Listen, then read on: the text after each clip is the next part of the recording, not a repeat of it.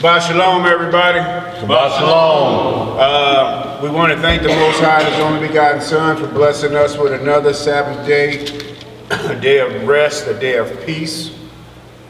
Come together and worship His holy name, to learn and study about Him and His Son and the Holy Spirit and the fellowship, without forsaking the assembly of our brothers and sisters and our children and everyone across the four corners of the earth, all 12 tribes of the house of Israel. We just thank the Lord to be able to let us come here today in His assembly. 1 Kings chapter 8, 2 Chronicles chapter 6. King Solomon asked the Most High when he built his holy temple that if he would place his name there, that if we were ever carried away captive into a land that was not ours, that if we would turn back towards this place, towards this house that he built, and pray towards it, no matter where we are, would he hear our prayers and would he forgive us? And in 1 Kings chapter 9, 1 through 9, the Most High said yes. In Daniel 6:10, we pray 3 times a day, morning, ninth hour, and evening. In 1 Corinthians chapter 11, we pray men are to uncover their heads and women are to cover their heads when praying or prophesying in the assembly. That's right. Okay? And then is it 1 Tim 2 and 8? Yeah. We are to hold our hands up high, reaching out to our Father as little children, reaching out towards our Father for Him to lift us up. So with that, we're getting the opening prayer of Psalms 31. We'll get this opening prayer with the Most High's permission. In the name of His only begotten and beloved Son, our Lord and Savior, our Redeemer, Yahweh Shah HaMashiach. And we call Him around these parts Jesus the Christ. Long live the King. Long live the King. Reading in the book of Psalms, in the 31st chapter, it reads, "In Thee, O Yahweh, do I put my trust. Let me never be ashamed. Deliver me in Thy righteousness. Bow down Thine ear to me. Deliver me speedily. Be Thou my strong rock, for an house of defense to save me. For Thou art my rock and my fortress. Therefore, for Thy name's sake, lead me and guide me. Pull me out of the net that they had laid privily for me, for Thou art my strength. Into Thine hand I commit my spirit. Thou hast redeemed me, O Yahweh, Elohim of truth. I have hated them that regard lying vanities, but I trust in Yahweh. I will be glad and rejoice in Thy mercy, for Thou hast considered my trouble. Thou hast known my soul in adversity, and hast not shut me up into the hand of the enemy. Thou hast set my feet in a large room. Have mercy upon me, O Yahweh, Yes, Lord. for I am in trouble. Mine eye is consumed with grief, yea, my soul and my belly. For my life is spent with grief, and my years with sighing.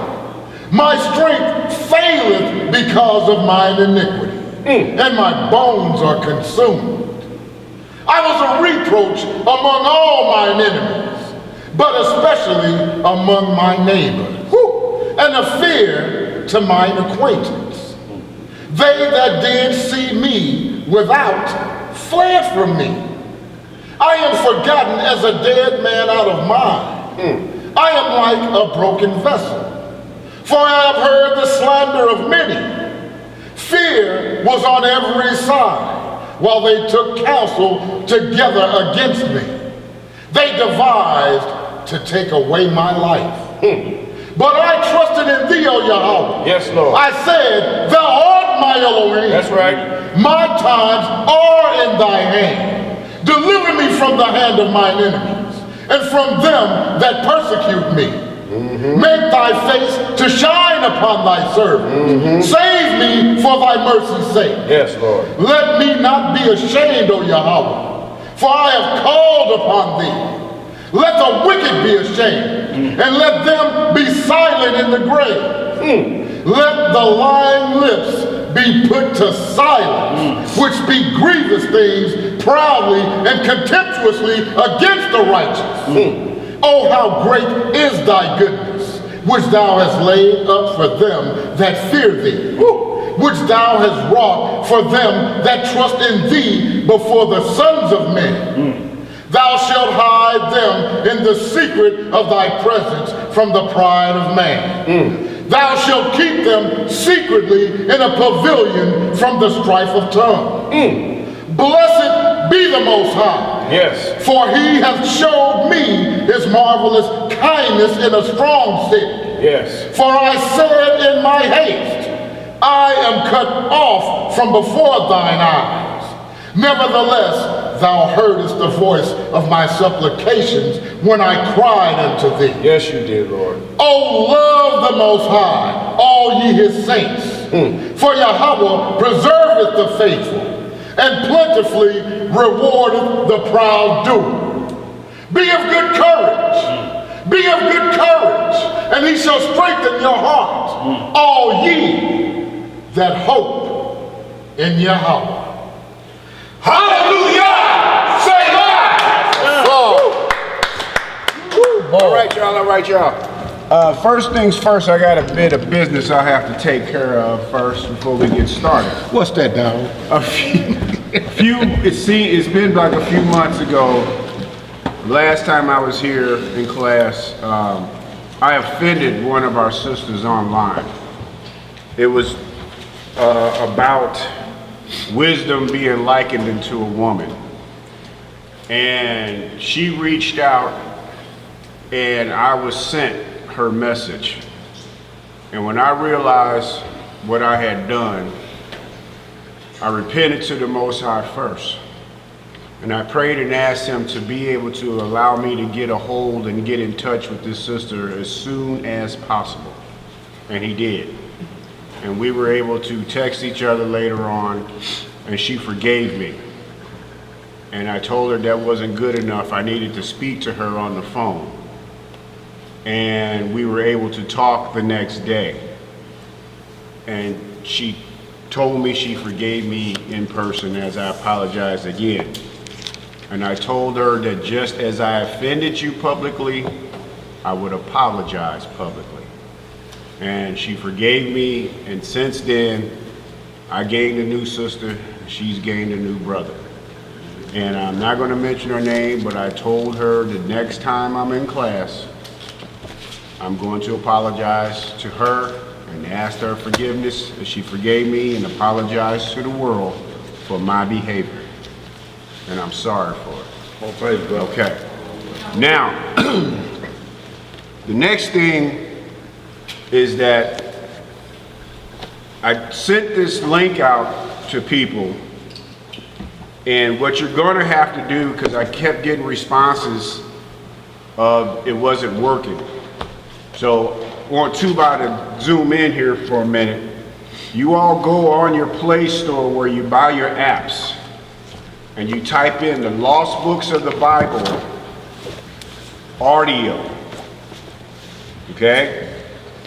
And when you type this in and you download this app, you will get the audio versions. There's only had been an audio version of the Bible, but I kept seeking and searching, and the Most High blessed to find this. And I'm just gonna run off a couple of these books so that while you're riding around or while you're working, instead of listening to music, you can be listening to the word of the Lord in your car. And believe it or not, it has the whole book of Jasher, the book of Enoch, the Ascension of Moses, First Ezra, Nehemiah, the book of Tobit, the book of Judith, it's got the Apocrypha, it's got all, not everyone, but there's other books that we read and study from that you can have the audio version of. So again, go to your Play Store. Tobias is going to put the link in here, but if it doesn't work, just go to your own Play Store and get it yourself, and you'll know and you'll see that you can just press play for each of these books and be able to listen to them while you're riding around. So today, what we're going to do, we're going only in the book of Jasher. The title of the class is The Sons of Jacob and the Death of Israel.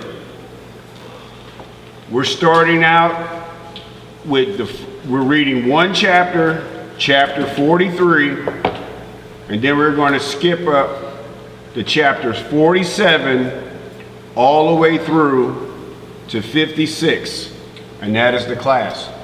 To give you the backstory, we know that Joseph was Jacob's favorite son. So all of his other brothers were jealous of him, plus Joseph flaunted that. Jacob made Joseph a coat of many colors. Joseph was Jacob's son from Rachel, the woman whom he loved. When he first met her, it was only her that he was supposed to marry. This is who his heart was with. But he had other sons before that with Leah and their handmaidens. But it was Rachel who his heart was with, so Joseph was special. She was the one that came from the woman that he loved. And by him showing Joseph favoritism, plus he was the youngest at the time, only Benjamin was younger.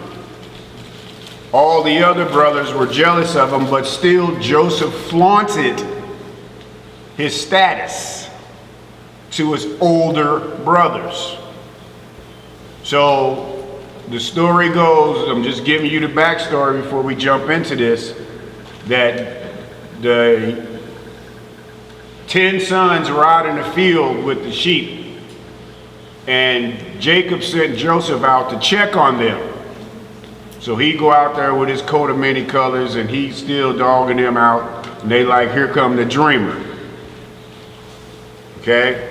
And they ended up selling Joseph to some Midianites, and he ended up down in Egypt. That's the backstory. So we're going to go today and take a look at this whole story. So we're starting out today in the book of Jasher, chapter 43. Everybody there?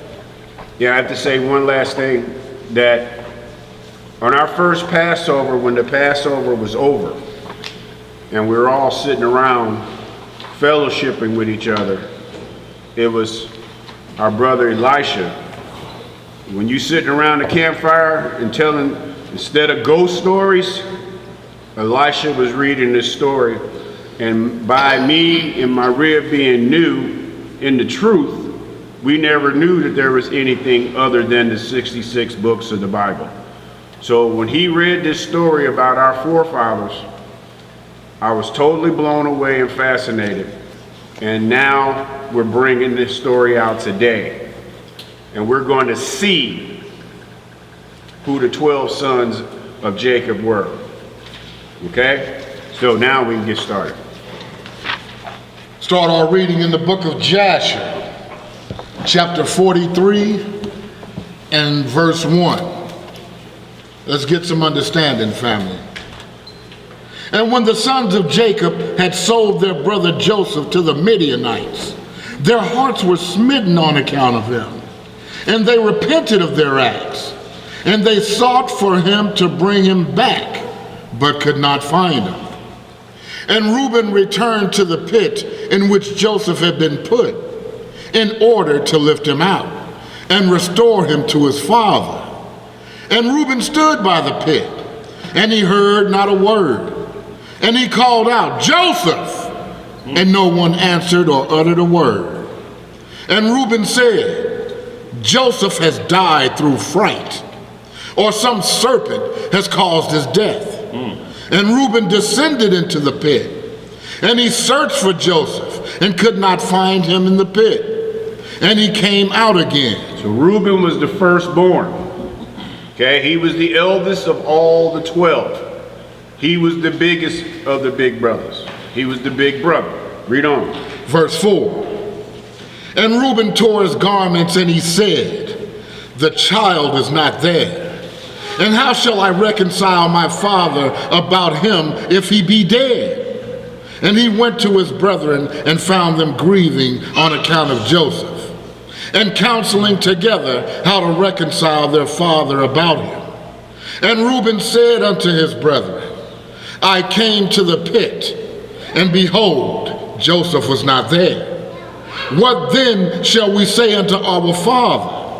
For my father will only seek the lad from me. Because he being the oldest, you were the one that's responsible. All of them would get in trouble, but no one would get in more trouble than Reuben would, being the eldest. When your parents leave, You in charge. Yeah, they put the eldest in charge. So no matter what the little ones did, you're responsible. You gonna get that butt whooping that they won't get. Okay? Read on. Verse 5.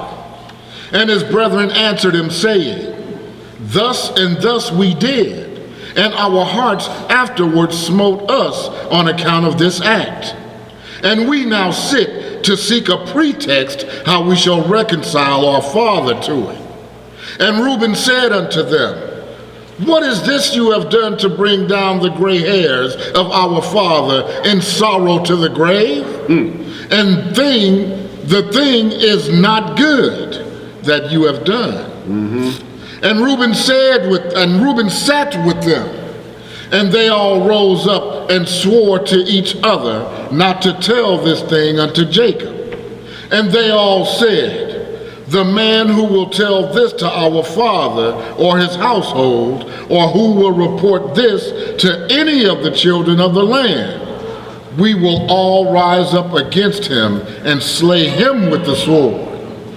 I'm sorry. What happened is that they wanted to kill Joseph, and it was Reuben who saved his life. Reuben stood up against the other brothers and said, no, we're not going to kill the lad, but we going to do something else with him, but we ain't going to kill him. Read on. Okay. Verse 8. And the sons of Jacob feared each other in this matter, from the youngest to the oldest. And no one spoke a word.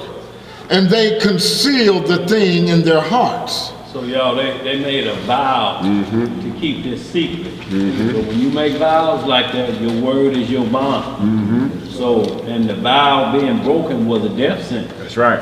So, you know, you have to understand how far they went. They digging the hole even deeper. We already gonna lie to our daddy. Now we putting it on the line. We putting our lives on the line. So you got them worrying about Joseph. Now we done made a covenant with death. So what he gonna do now? When we kill each other, we done threw him. But our covenant is to kill each other if we tell. So you think you're bringing his hair down to the grave? Look what you're doing now with your covenant. Crazy. Yep. Verse 9.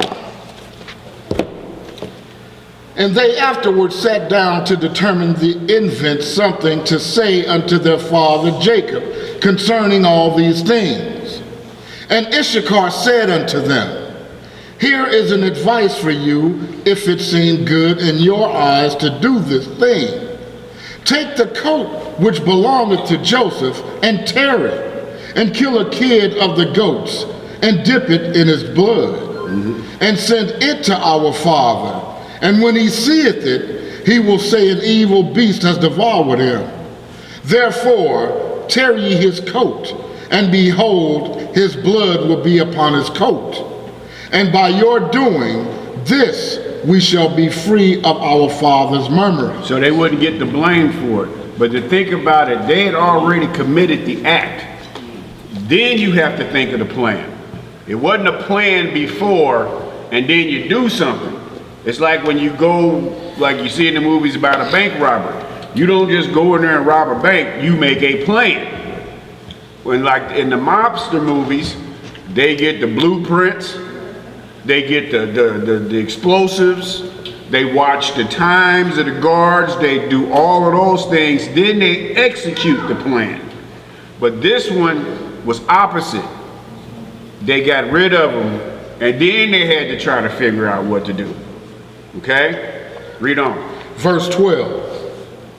And Issachar's advice pleased them, and they hearkened unto him, and they did according to the word of Issachar, which he had counseled them.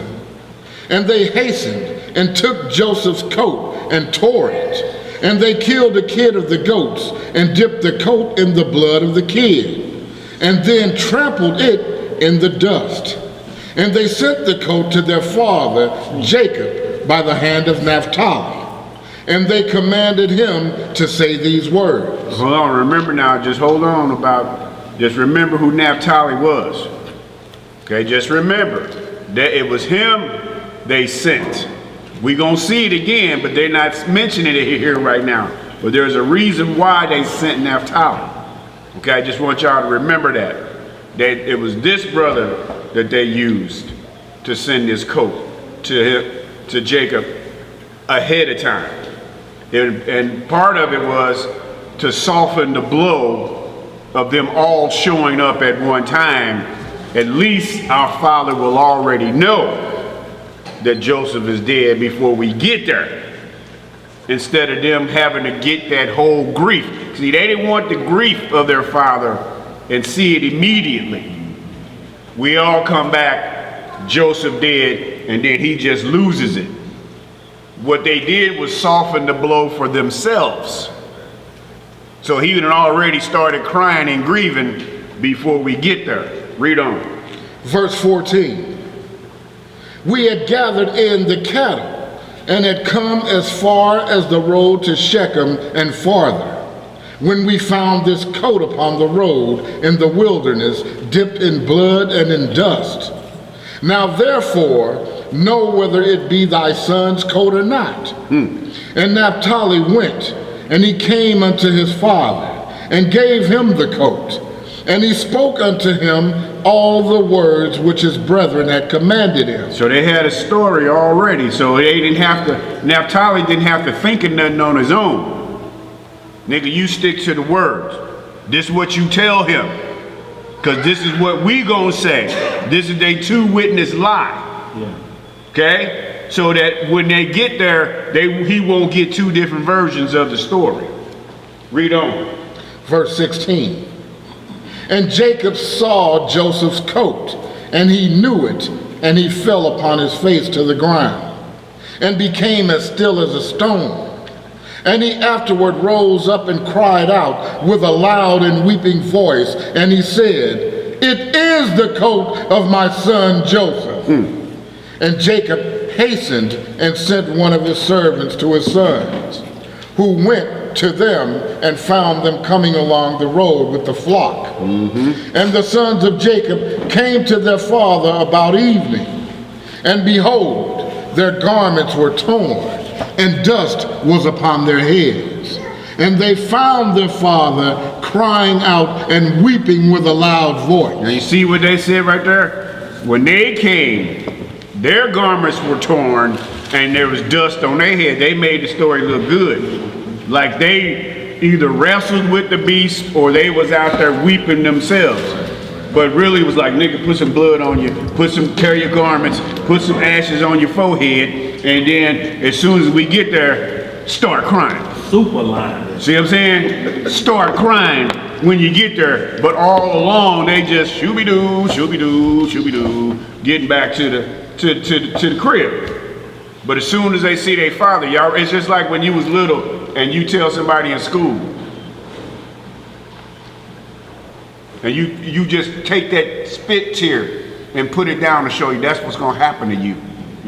That's what's gonna happen to you when I get to you. after class.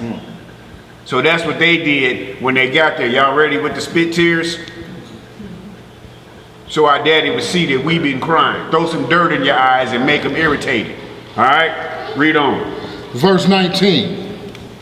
And Jacob said unto his sons, tell me truly, what evil have you this day suddenly brought upon me? And they answered their father Jacob, saying, we were coming along this day after the flock had been gathered in. And we came as far as the city of Shechem by the road in the wilderness. And we found this coat filled with blood upon the ground. And we knew it, and we sent unto thee, if thou couldest know it. And Jacob heard the words of his sons, and he cried out with a loud voice. And he said, it is the coat of my son. An evil beast has devoured him. Joseph is rent in pieces. For I sent him this day to see whether it was well with you and well with the flocks, and to bring me word again from you. And he went as I commanded him. And this has happened to him this day, whilst I thought my son was with you. So all he did was send him out there to check on his brothers. Now he's blaming himself. He got servants that could have done that. But he sent his son out there to check on his brothers and see how they was doing, how the flocks were doing, and come back and tell me how they doing. Now he's blaming himself for sending Joseph out there. Read on. Verse 21. And the sons of Jacob answered and said, he did not come to us, neither have we seen him from the time of our going out from thee until now. And when Jacob heard their words, he again cried out aloud. And he rose up and tore his garments, and he put sackcloth upon his loins. And he wept bitterly, and he mourned, and lifted up his voice in weeping, and exclaimed and said these words, Joseph, my son, O my son Joseph, I sent thee this day after the welfare of thy brethren, and behold, thou hast been torn in pieces. Through my hand has this happened to my son. It grieves me for thee, Joseph, my son. It grieves me for thee. How sweet was thou to me during life, and now how exceedingly bitter is thy death to me. So you think about what they thinking about. They said they ain't even seen him. We found him this way. And they see the reaction of their father, and they like, whoa, we didn't think it was going to be this bad.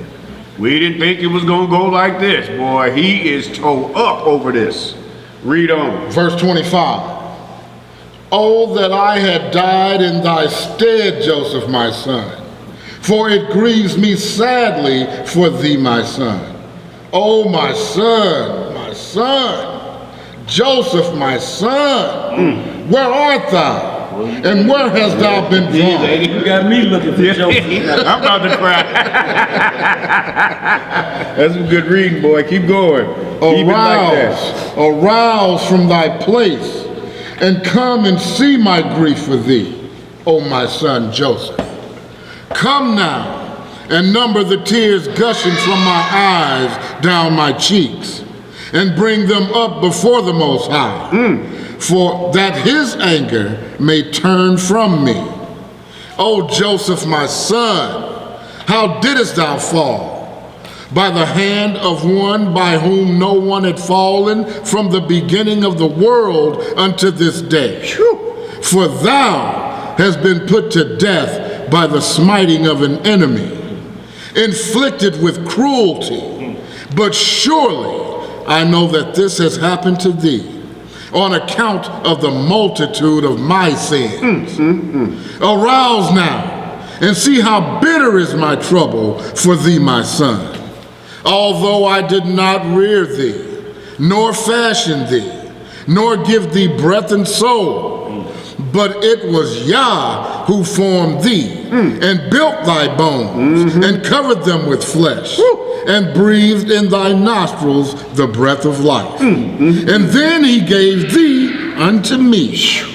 Man, I mean, we don't talk like that no more. We don't have that understanding like that no more.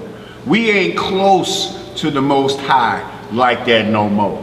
We trying to get back to that. You see the understanding that he has that's given the Most High all praises first? That the Most High did all of these things in bringing about Joseph. And then he said, and then you gave him to me. Look at that. Read on. Verse 29. Now truly Yah, who gave thee unto me, he has taken thee from me, and such then has befallen thee. And Jacob continued to speak like unto these words concerning Joseph. And he wept bitterly. He fell to the ground and became still. And all the sons of Jacob, seeing their father's trouble, they repented of what they had done. And they also wept bitterly. And Judah rose up and lifted his father's head from the ground and placed it upon his lap. And he wiped his father's, boy, that's deep, boy. And he wiped his father's tears from his cheeks. And Judah wept an exceeding great weeping, whilst his father's head was reclining upon his lap, still as a stone. And the sons of Jacob saw their father's trouble, and they lifted up their voices and continued to weep.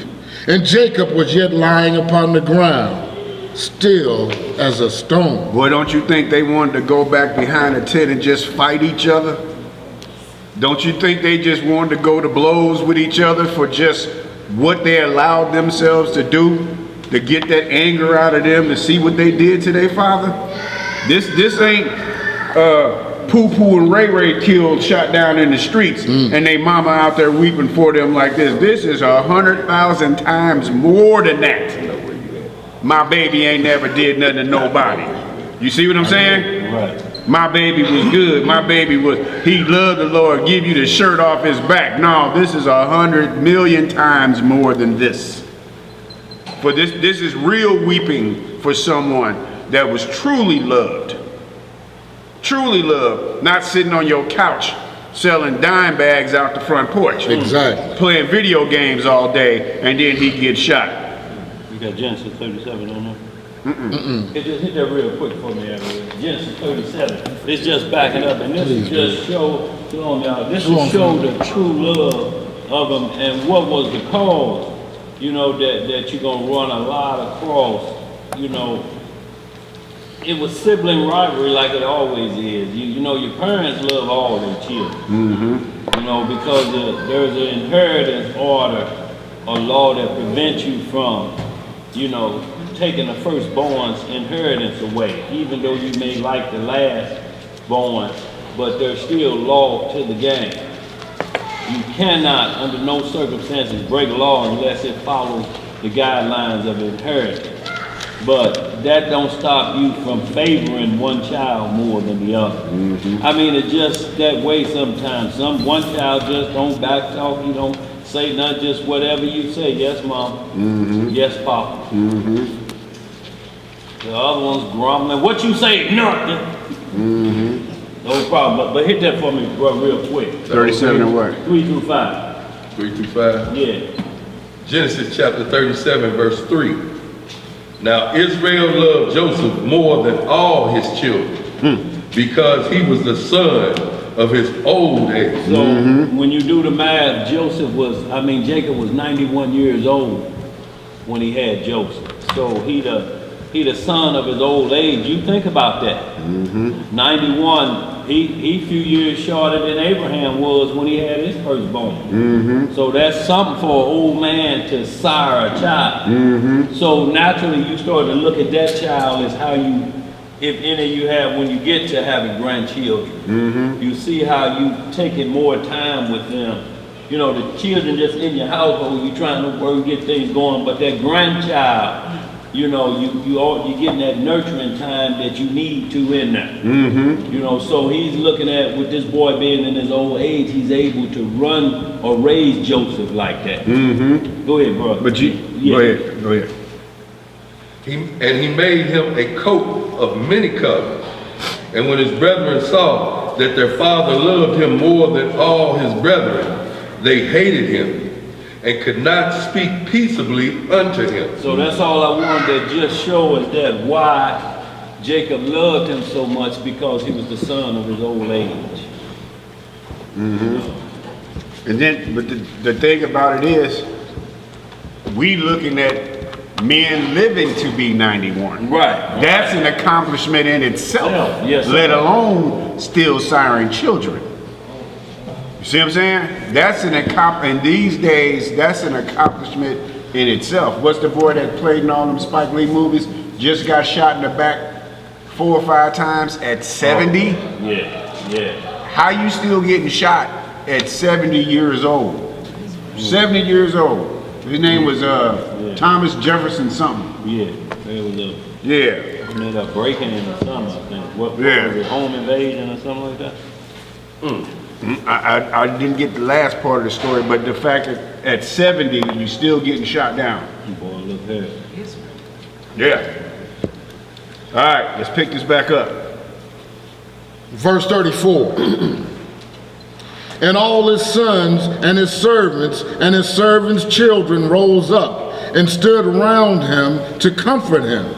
And he refused to be comforted. And the whole household of Jacob rose up and mourned a great mourning on account of Joseph and their father's trouble. And the intelligence reached Isaac, the son of Abraham, the father of Jacob. And he wept bitterly on account of Joseph, he and all his household. And he went from the place where he dwelt in Hebron, and his men with him. And he comforted Jacob his son, and he refused to be comforted. Now you see, now you think about them. We didn't think this was gonna go that far. Right. Look what we done, and it keeps getting worse. Boy. Now Abraham done came. You see what I'm saying? Isaac done found out, got his lie spread across boy, and look at it. Just think about it. Y'all went Jasher 44 and 34. 43, 43 and 36. Oh, I'm way up. You must just be looking at your book. Yeah. 43 and 36. Yes, sir. Read on. And after this, Jacob rose up from the ground, and his tears were running down his cheeks. And he said unto his sons, Rise up, and take your swords and your bows, and go forth into the field, and seek whether you can find my son's body, and bring it unto me, that I may bury it. But you know, they was thinking, whew, at least we get away from this for a minute. You know what I'm saying? Now we got a little break that as soon as they left, what was they doing? Drying up them tears. All right, now what we gonna do? But at least we get away from the weeping. At least we get away from the anguish and the pain that we see we caused our father. We get a break from that for a minute. Read on. Verse 37. Need a break out here. Seek also, I pray you, among the beasts, and hunt them, and that which shall come the first before you, seize and bring it unto me. Perhaps the Most High will this day pity my affliction, and prepare before you that which did tear my son in pieces, and bring it unto me, and I will avenge the cause of my son. And his sons did as their father had commanded them, and they rose up early in the morning, and each took his sword and his bow in his hand. And they went forth into the field to hunt the beast. And Jacob was still crying aloud and weeping, and walking to and fro in the house, and smiting his hands together, saying, Joseph, my son, Joseph, my son. And the sons of Jacob went into the wilderness to seize the beast. It's imaginary beast. Exactly. And behold, a wolf came toward them, and they seized him, and brought him unto their father. And they said unto him, This is the first we have found, and we have brought him unto thee as thou didst command us. And thy son's body we could not find. And Jacob took the beast from the hands of his sons, and he cried out with a loud and weeping voice, holding the beast in his hand. And he spoke with a bitter heart unto the beast, Why didst thou devour my son Joseph? I didn't do nothing. And how didst thou have no fear of Yahweh of the earth, or of my trouble for my son Joseph? And thou didst devour my son for naught, because he committed no violence, and didst thereby render me culpable on his account. Therefore, Yah will require him that is persecuted. So right here, hold up real quick before we get into this. He thought that if y'all find me a beast and I kill it, maybe that'll ease some of my pain. Tit for tat. You see what I'm saying? That's like revenge between gang members. You kill one of ours, we gonna kill one of yours, and the cycle continues. But this is an innocent beast being killed. Read on. Verse 43. And the Most High opened the mouth of the beast in order to comfort Jacob with its words. And it answered Jacob and spoke these words unto him. As Yah liveth, who created us in the earth. Us. And as thy soul liveth, my Lord, I did not see thy son. I didn't do it. Neither did I tear him to pieces. I didn't do it. But from a distant land I also came to seek my son, who sent from me this day. Who you right. But wait a minute, let me back up. Okay, but from a distant land I also came to seek my son, who went from me this day. And I know not whether he be living or dead. And I came this day into the field to seek my son. And your sons found me, and seized me, and increased my grief, and have this day brought me before thee. And I have now spoken all my words to thee. And now, therefore, O Son of Man, I am in thy hands, and do unto me this day as it may seem good in thy sight. But by the life of Yah, who created me, I did not see thy son, nor did I tear him to pieces. So y'all understand that part right there. You can look at a dog and know that dog know who created him. You can look at a cat or a worm or an ant or any other animal. They know themselves who the Most High is that created them. They keep laws better than we do. Yes, they do. They obey the laws. Read on. Neither has the flesh of man entered my mouth all the days of my life. Anybody find it strange that this is a wolf talking? But That show you the power of the Most High. Oh yeah, Right. no doubt. But you know, Numbers 28, the situation with Balaam and the donkey. The ass. Dumbass. Right. Dumbass cried out. The dumbass cried out. So, you know, when you start to see these things, there's always, you know, something in the 66 that's comparable. So that you don't lose focus on this. But just a general conversation, you see he prepared in that wolf to answer like that, because this is a lot going forth Right. throughout the earth. It's unjust. Right, and not only this, but they figure also, we'll put the blame on the animal who don't, you know, we figure it can't be judged, Right. and then it's killed, like you're saying, like bro saying, we'll just use this wolf as a sacrifice for Joseph. That's the same thing as Take his having a place. trunk full of turtle doves No, when you go sin. use The same thing. Boy, they Yep. in so much deep water, it's ridiculous. Okay. Verse 47. And when Jacob heard the words of the beast, he was greatly astonished. and sent forth the beast from his hand. And she went her way. And Jacob was still crying aloud and weeping for Joseph day after day. And he mourned for his son many days. All right, so that's that part. Now we're going to skip through some of Joseph's life, and we're going to get to the meat of what's happening again, still on the sons of Jacob. So we're going now up to chapter 47, and we're reading through to 56.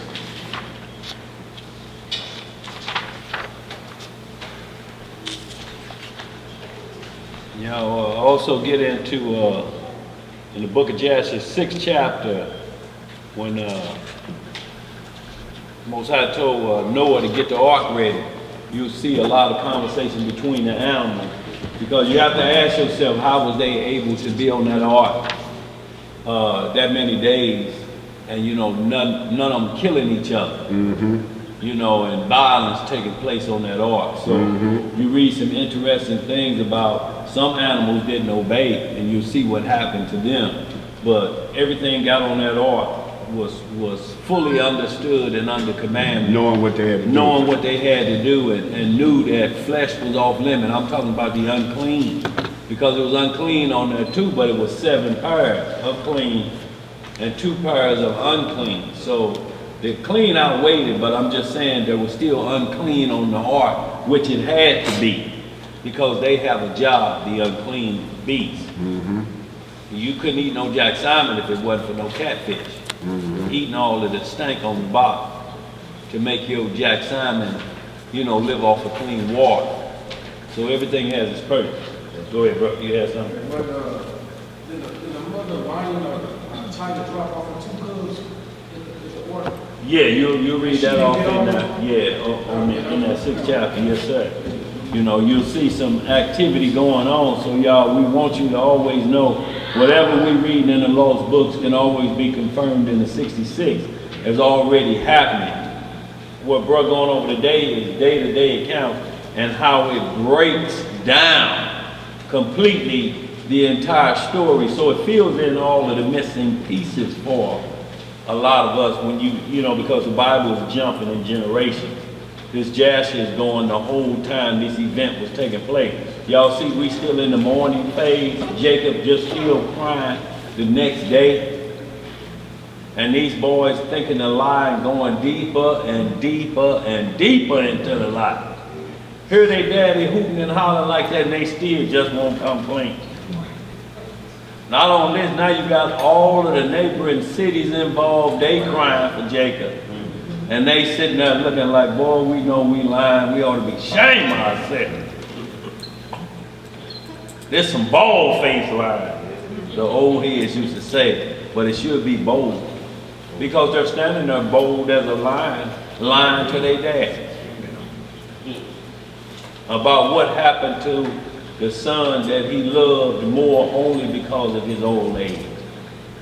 The law wouldn't allow him to love the firstborn any less, unless the firstborn committed a crime like Reuben did.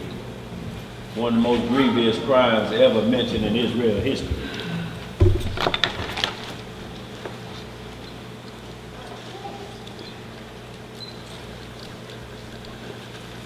Y'all ready? You good? Yes, sir. Reading in the book of Jasher, chapter 47. Start our reading again in verse 1. How many we got? 47, 48, 49, 50, 51, 56. I was gonna say, if y'all wanted, since they kind of long, if y'all wanted to just do one each. It don't matter, because the next one is like 20. You know?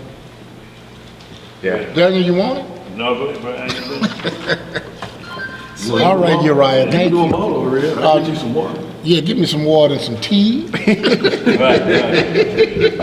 Some hot tea and lemon. Hot tea.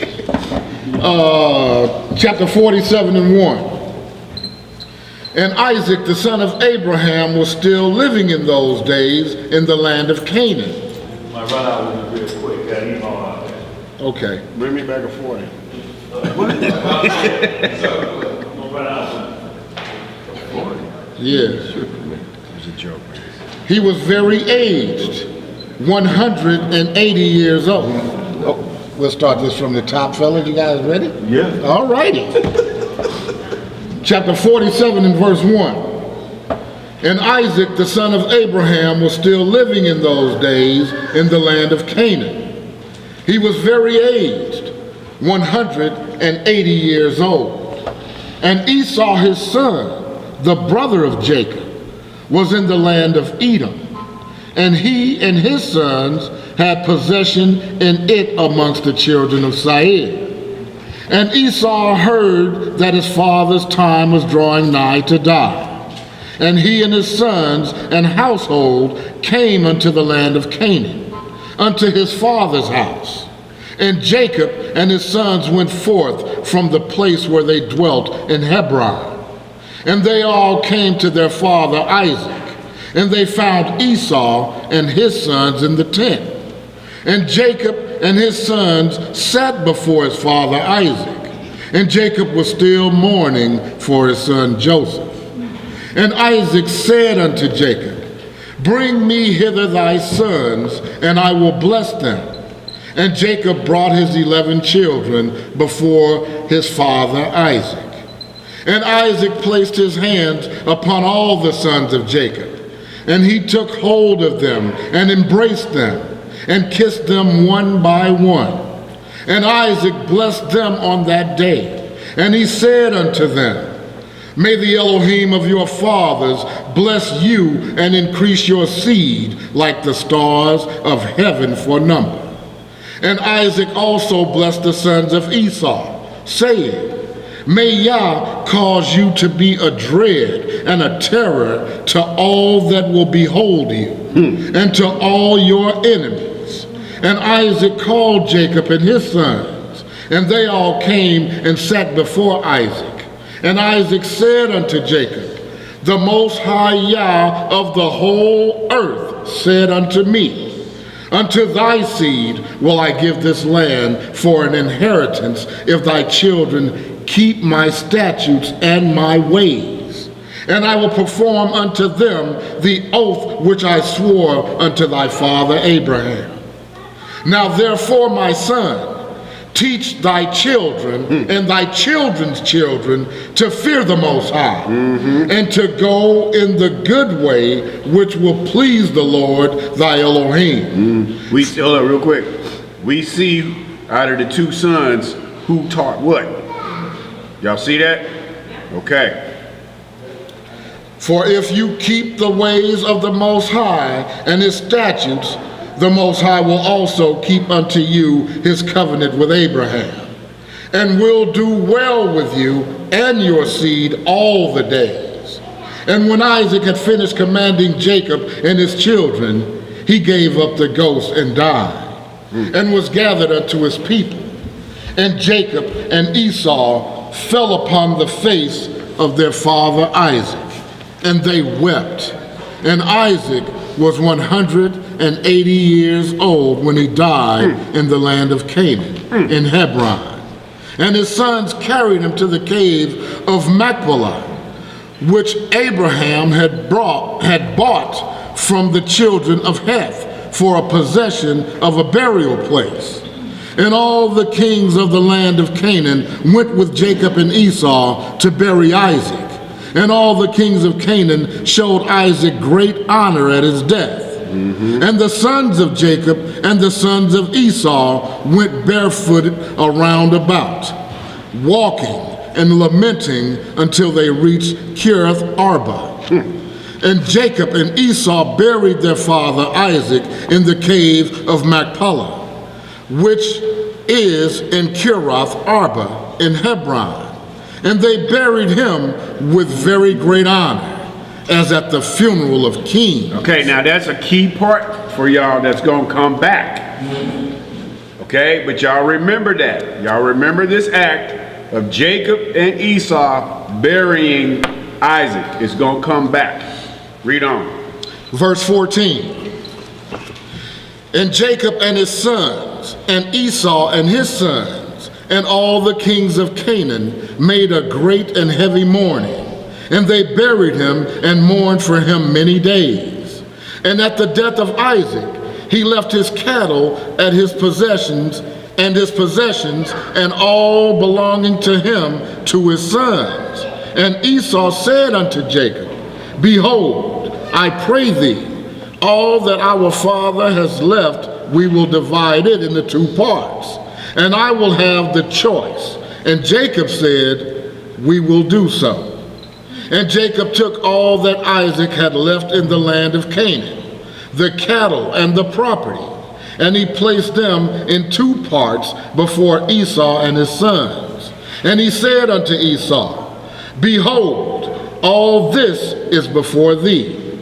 Choose thou unto thyself the half which thou wilt take. And Jacob said unto Esau, Hear thou, I pray thee, what I will speak unto thee, saying, The Most High Yah of heaven and earth spoke unto our fathers Abraham and Isaac, saying, Unto thy seed will I give this land for an inheritance forever.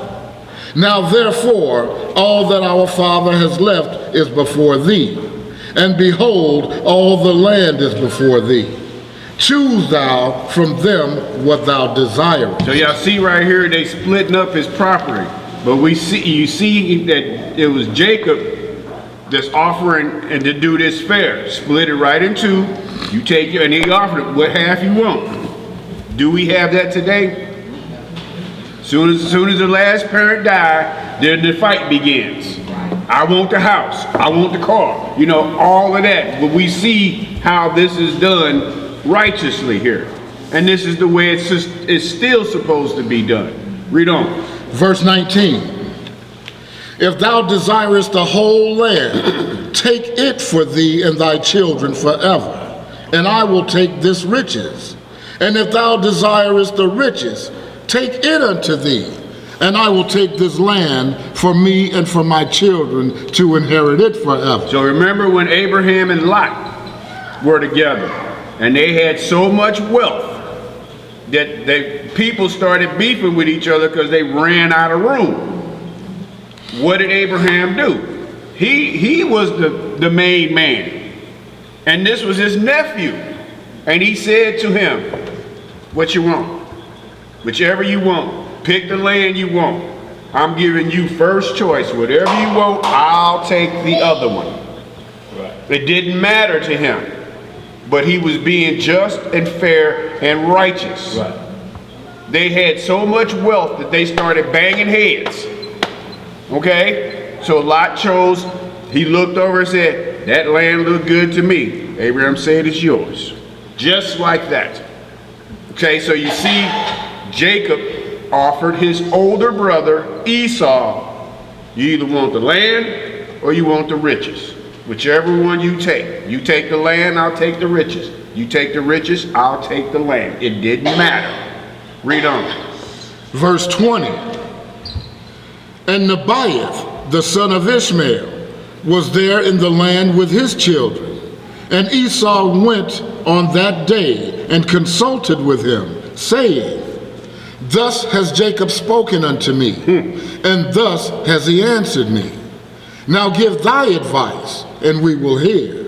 And Nebaioth said, What is this that Jacob has spoken unto thee? Behold, all the children of Canaan are dwelling securely in their land.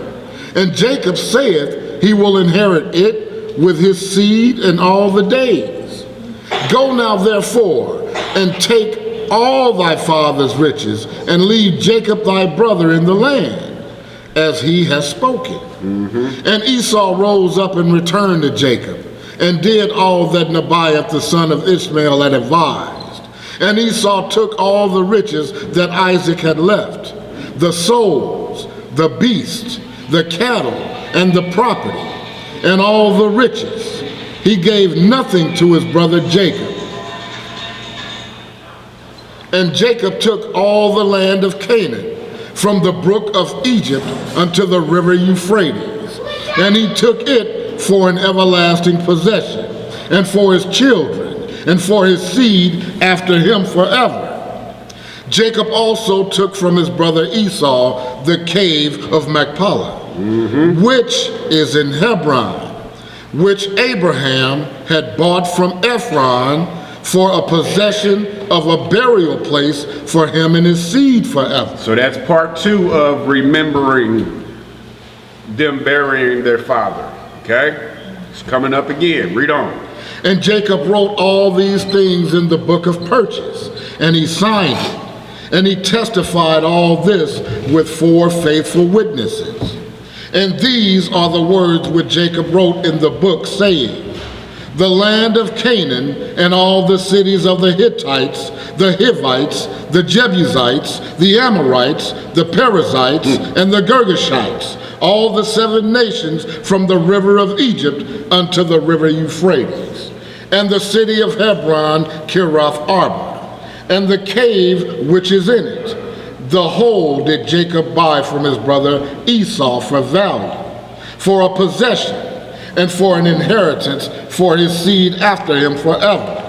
And Jacob took the book of purchase and the signature, and the command and the statutes, and revealed the book, and the revealed book. And he placed them in an earthen vessel in order that they should remain for a long It time. was like a safe back in the day. How we got a little closet safe, a little safe you hide in your basement that nobody know where it's at, all your valuables in it. That's what he did. He put that in an earthen vessel and buried it so it would be safe. There you go. Read on. And he delivered them into the hands of his children. So, but what you're really seeing here is that paperwork is involved. And this is a document that's running because Abraham originally bought this land, but him and Esau had to go back over it and get it understood because of the blessing that Isaac blessed both of them with. They're rewriting it, or I would guess the term for, you use for updating the contract. Right. So basically is what they're kind of doing.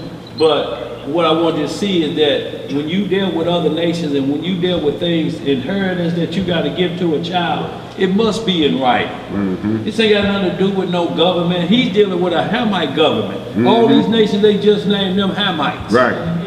Them the ones we was told to stay away from. But when you're doing business with them, you got to have paperwork. Because you see, he went, instead of him and his brother being able to work this out, Esau had to go to an Ishmaelite and get advice, like a lawyer that ain't got nothing to do with you, just like he had to go, well look, that's what Esau, Edomites, that's what they are, lawyers, but that's who he had to go to, somebody outside the family. Well, he's looking at them kind of inside because he's saying, I'm Abraham's firstborn. So they're looking at it as who do the blessing belong to. That's why Esau and Ishmael is still in the land today. They squabbling over the land that belongs to Jacob. See, it's still going on, but they just at each other's throat right now. Both of them claim the spot that don't belong to them. So that's where the war is. That's where Trump trying to mend this fence, but it ain't gonna mend because it's property that don't belong to neither one of them. You can't mend. It's like Crips and Blood talking about I run Coke Brilliant. No, you don't. If you did, you wouldn't run when the police came. Right. But just let me hit this also, y'all, just for the writing. This is Sirach chapter 42 and 17. Y'all ain't gotta go there, I'm just reading. Just dealing with paperwork. Deliver all things in number and weight, and put all in writing that thou givest out or receivest in. Whatever go out or come in, you get a new wife, that got to be done with paperwork. You can't send no text message talking about we married. But you create a document for divorce, but there's no writing for marriage. The 10 Commandments is the marriage covenant. Wrote with the finger of God, these the rules of our marriage. Ain't that a writing? And it's still in the Ark of the Covenant to this day. The contract. If you want to see it, look in the Ark of the Covenant, there it is. So y'all, just these type of things as you going through, you see a consistent pattern with the covenant of Abraham, Isaac, and Jacob. Don't care about what these new Negroes are running, making up rules as they go. If you're a part of this covenant, your flow should be like these brothers from Abraham and Isaac and Jacob, and you see how business is being handled. That's how it should flow if you calling out on these boys.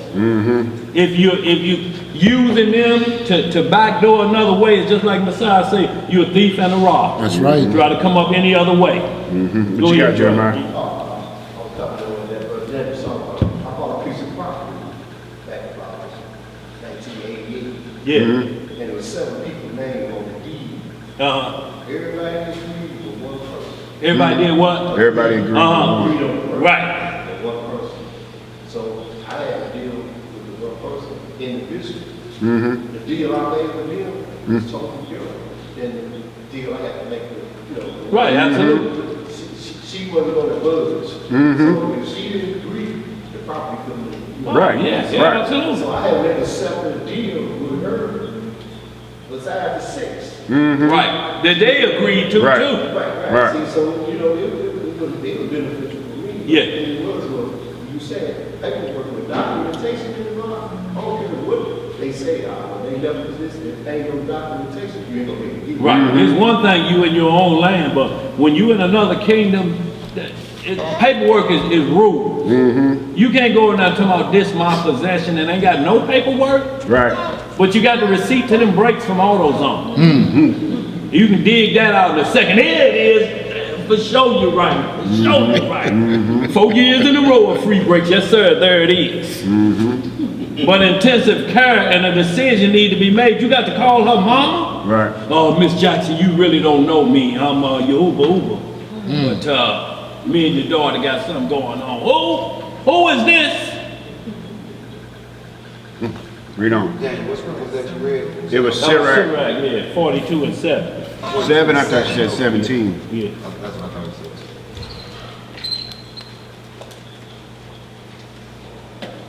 The book of Jasher, chapter 47 and verse 30. Esau took all that his father had left him after his death from his brother Jacob, and he took all the property, from man and beast, camel and ass, ox and lamb, silver and gold, stones and bdellium, and all the riches which had belonged to Isaac, the son of Abraham.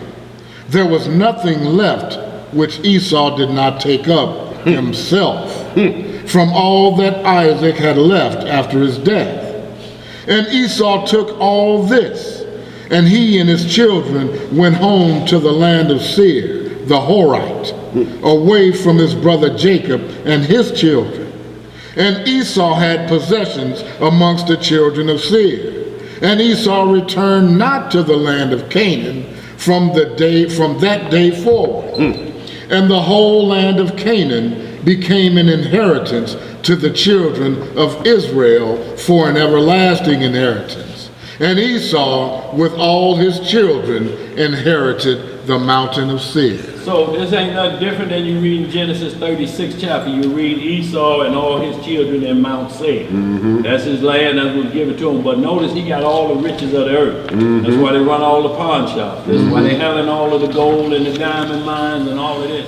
The wealth of the earth. But you see what Jacob got is the everlasting blessing. And that's the land of Canaan, which is the supernatural land on earth. Whoever rules Jerusalem, rule the world. Because that's the supernatural location. That's where Bethel is at. That's the supernatural portal. That's the navel of planet Earth. So when you running it, and they got it on lock forever, but Esau like, look, I'll take the riches and what this life has to offer. Didn't you say that United Nations place is at the foot of Mount Seir? No, they had Mount Hebron, Mount Hermon. Hermon, okay. Yeah, Okay. yeah, where the angels Right, made that covenant, the fallen angels to sleep with, Right, with okay. the daughters of men. right. Yeah. Daniel Solomon, Where we at? 48. 48. Jasher chapter 48, verse 1. In those days, after the death of Isaac, the Lord commanded and caused a famine upon the whole earth. At that time, Pharaoh, king of Egypt, was sitting upon his throne in the land of Egypt, and lay in his bed and dreamed dreams. And Pharaoh saw in his dream that he was standing by the side of the river of Egypt. And while he was standing, he saw, and behold, 7 fat-fleshed and well-favored kine came up out of the river, and 7 other kine, lean-fleshed and ill-favored, came up after them. And the 7 ill-favored ones swallowed up the well-favored ones, and still their appearance was ill at the first. And he awoke, and he slept again, and he dreamed a second time. And he saw, and behold, 7 ears of corn came up upon one stalk, rank and good, and 7 thin ears blasted with the east wind sprang up after them, and the thin ears swallowed up all the full ones. And Pharaoh awoke out of his dream. And in the morning the king remembered his dreams, and his spirit was sadly troubled on account of his dream. And the king hastened and sent and called for all the magicians of Egypt and the wise men. And they came and stood before Pharaoh.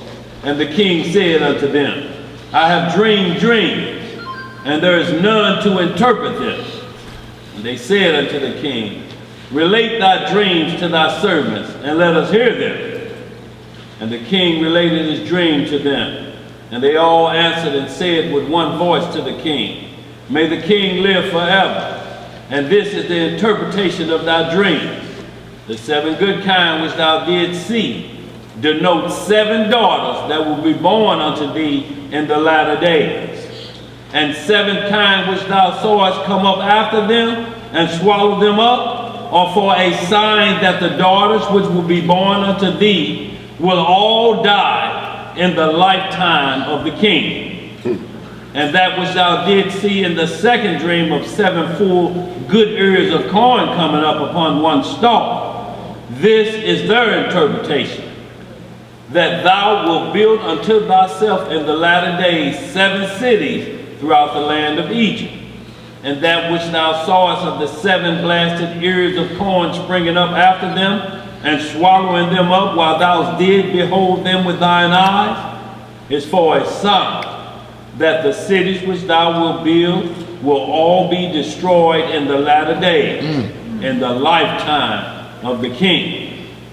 And when they spoke these words, the king did not incline his ear to hear their words, neither did he fix his heart upon them, for the king knew in his wisdom that they did not give a proper interpretation of the dream. And when they had finished speaking before the king answered them, saying, You hustlers. No, he didn't.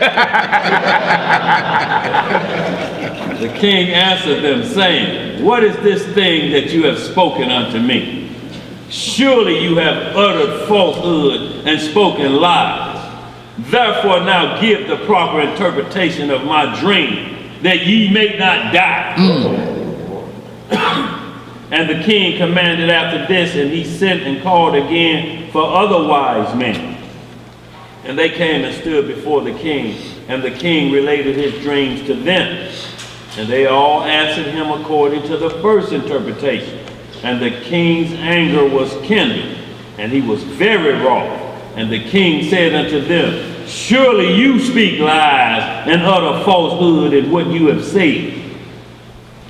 And the king commanded that a proclamation should be issued throughout the land of Egypt, saying, It is resolved by the king and his great men that any wise man who knoweth and understands the interpretation of dreams will not come this day before the king shall die, and will not come this day before the king shall die. And the man that will declare unto the king the proper interpretation of his dream, there shall be given unto him all that he will require from the king. And all the wise men of the land of Egypt came before the king, together with all the magicians and sorcerers Creflo, that were in Egypt and in Goshen, T.D. Jakes, and Ramses, and in Tappanach, and Zoar, and in all the places on the borders of Egypt. And they all stood before the king, and all the nobles and the princes, and the attendants belonging to the king came together from all the cities of Egypt. And they sat before the king, and the king related his dreams before the wise men and the princesses, and all that sat before the king were astonished at the vision. And all the wise men who were before the king were greatly divided in their interpretation of his dream. Some of them interpret to the king, saying, the 7 good kind, or 7 kings who from the king issue will be raised over Egypt. And the 7 bad kind, or 7 princes who will stand up against them in the latter days and destroy them. And the 7 ears of corn, or the 7 great princesses belonging to Egypt, who will fall in the hands of 7 less powerful princesses of their enemies in the wars of our Lord the king. And some of them interpret to the king in this manner, saying, the 7 good kind are the strong cities of Egypt, and the 7 bad kind are the 7 nations of the land of Canaan, who will come against the 7 cities of Egypt in the latter days and destroy them. And that which thou sawest in the second dream, 7 good and bad ears of corn, is a sign that the government of Egypt will again return to thy seed as at first. And in his reign, the people of the cities of Egypt will turn against the 7 cities of Canaan, who are stronger than they are, and will destroy them. And the government of Egypt will return to thy seed.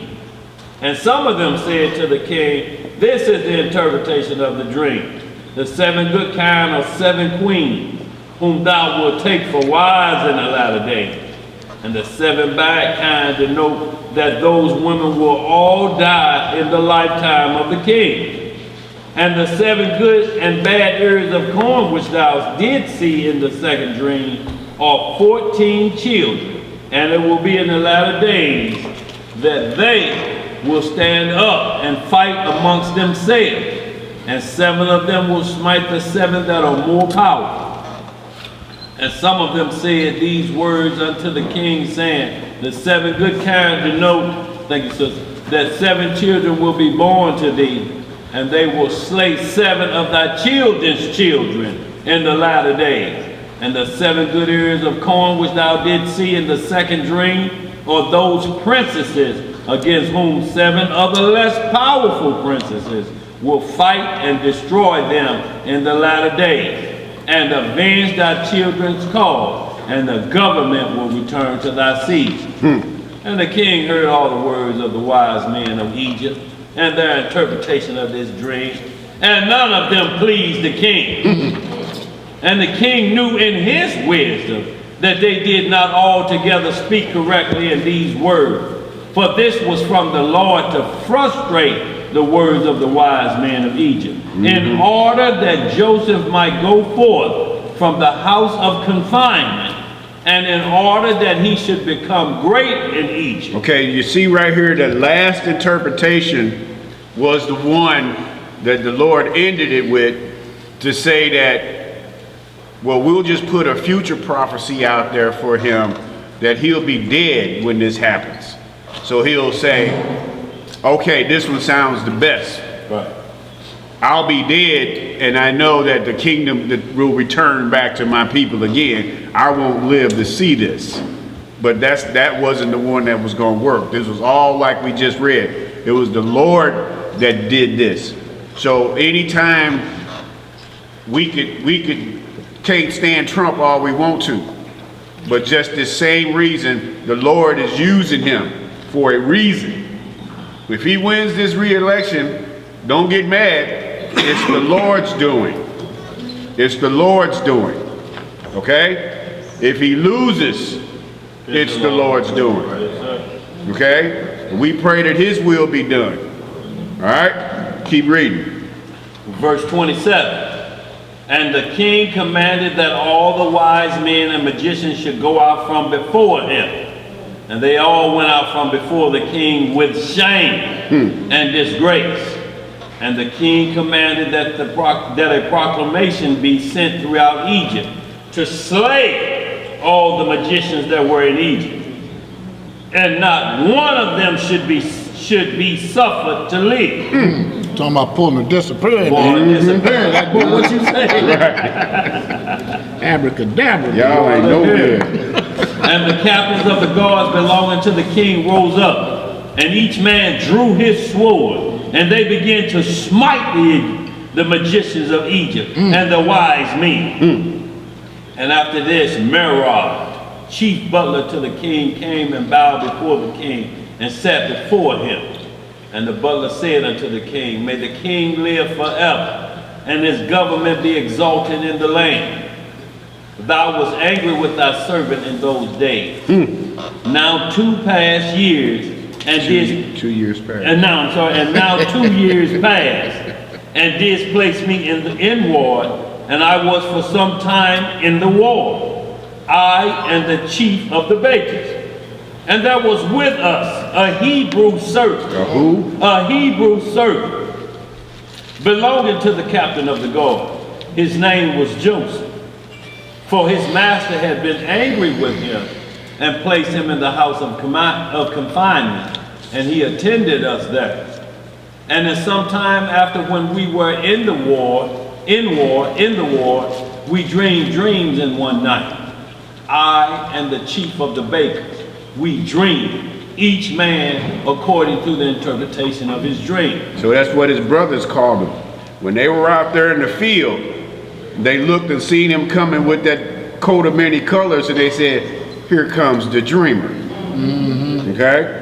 Read on. And when we came in the morning and told them to that servant, and he interpreted to us our dreams, to each man according to his dream, did he correctly interpret.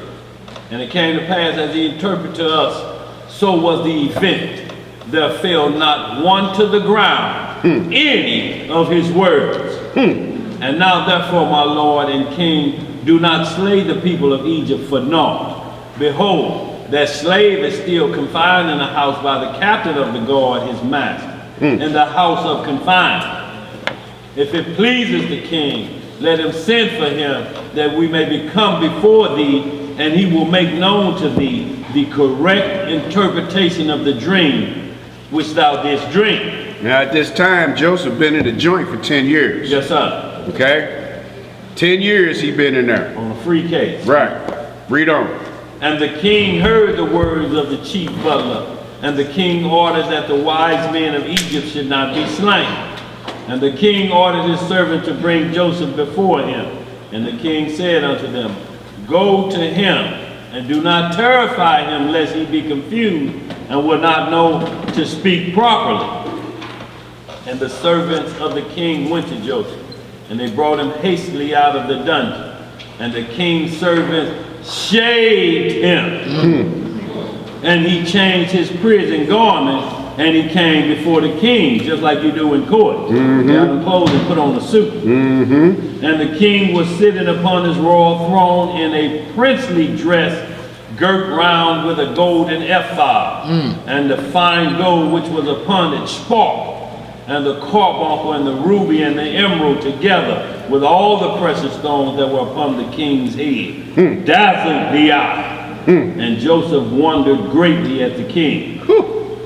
And the throne upon which the king sat was covered with gold and silver, and with onyx stones, and it had 70 steps. And it was their custom throughout the land of Egypt that every man who came to speak to the king, if he was a prince or one that was estimable, is that right? Yep.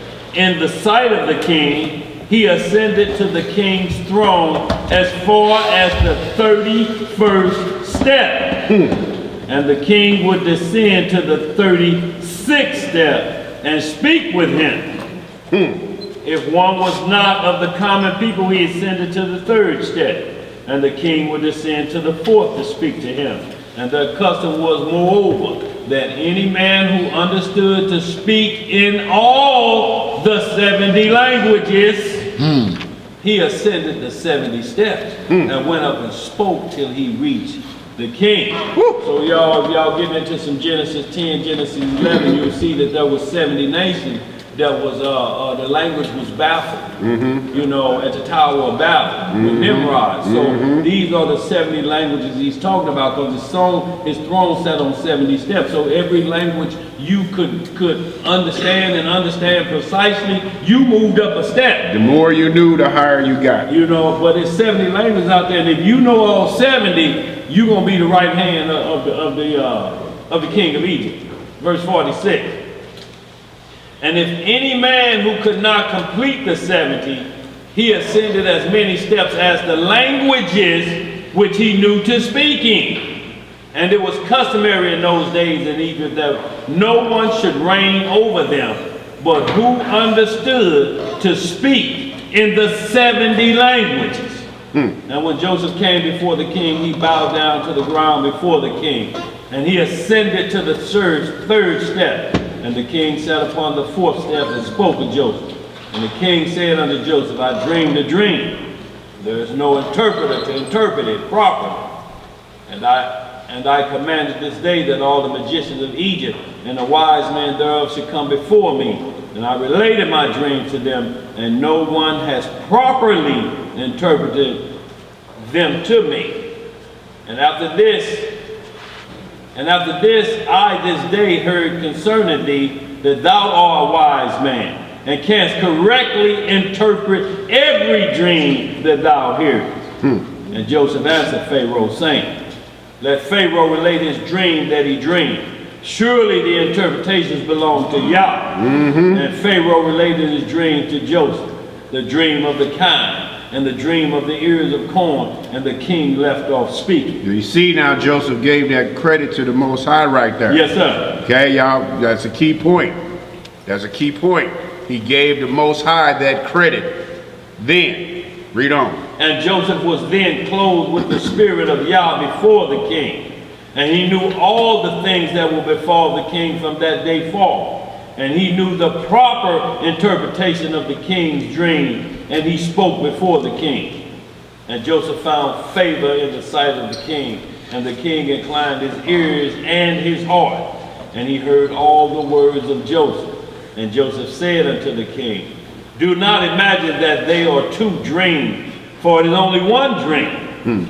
For that which Yah had chosen to do throughout the land, he has shown to the king in his dream. And this is the proper interpretation of the dream. The 7 good kind of ears of corn are 7 years, and the 7 bad kind of ears of corn are also 7 years. It is one dream. Behold, the 7 years that are coming, there will be a great plenty throughout the land.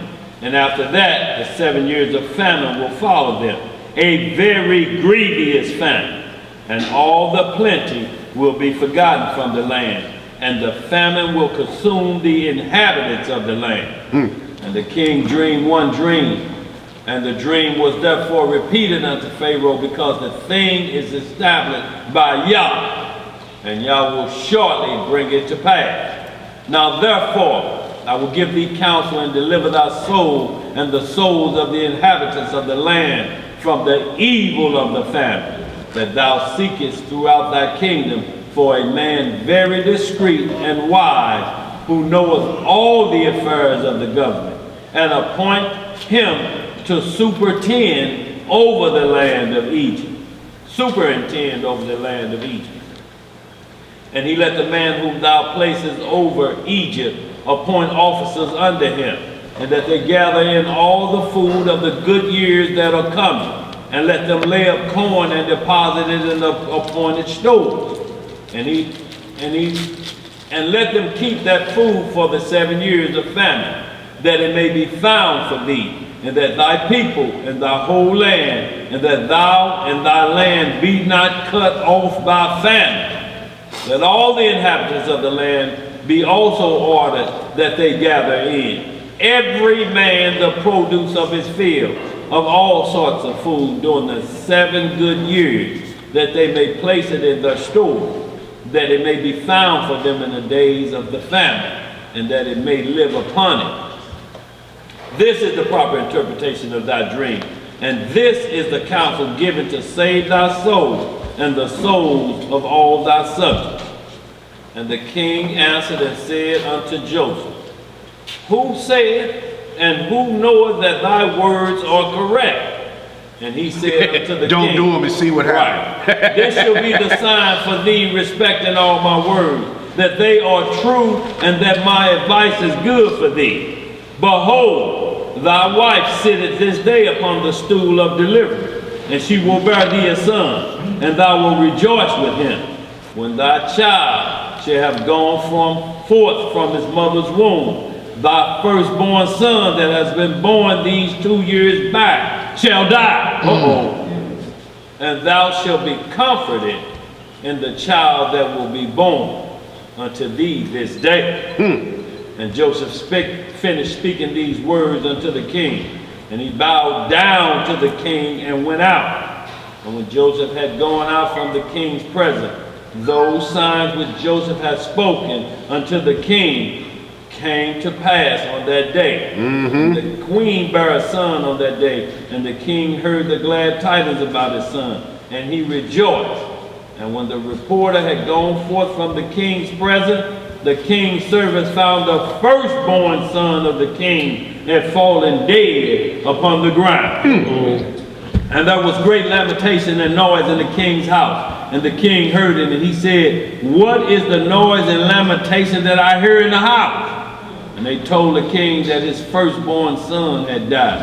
And the king knew that all Joseph's words that he had spoken were correct. And the king was consoled for his son by the child that was born to him on the day as Joseph had spoken. Hallelujah. So y'all also see, though, when we get into Sirach, the 34th chapter, you'll see the Most High talk about dreams, and he tell you how to interpret a dream, you know, and tell you about false prophets in Deuteronomy 18, Deuteronomy 13 chapter. So he gets in to make sure you have a correct dream, and because your subconscious is so powerful, Satan visits in your dreams first.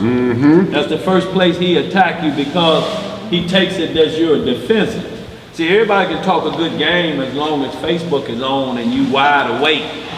But when you go to sleep and you defenseless and your hands by your side and he lock in on you, you can't sin in your sleep. When you sin in your sleep, you're going to do the same thing when you wake up.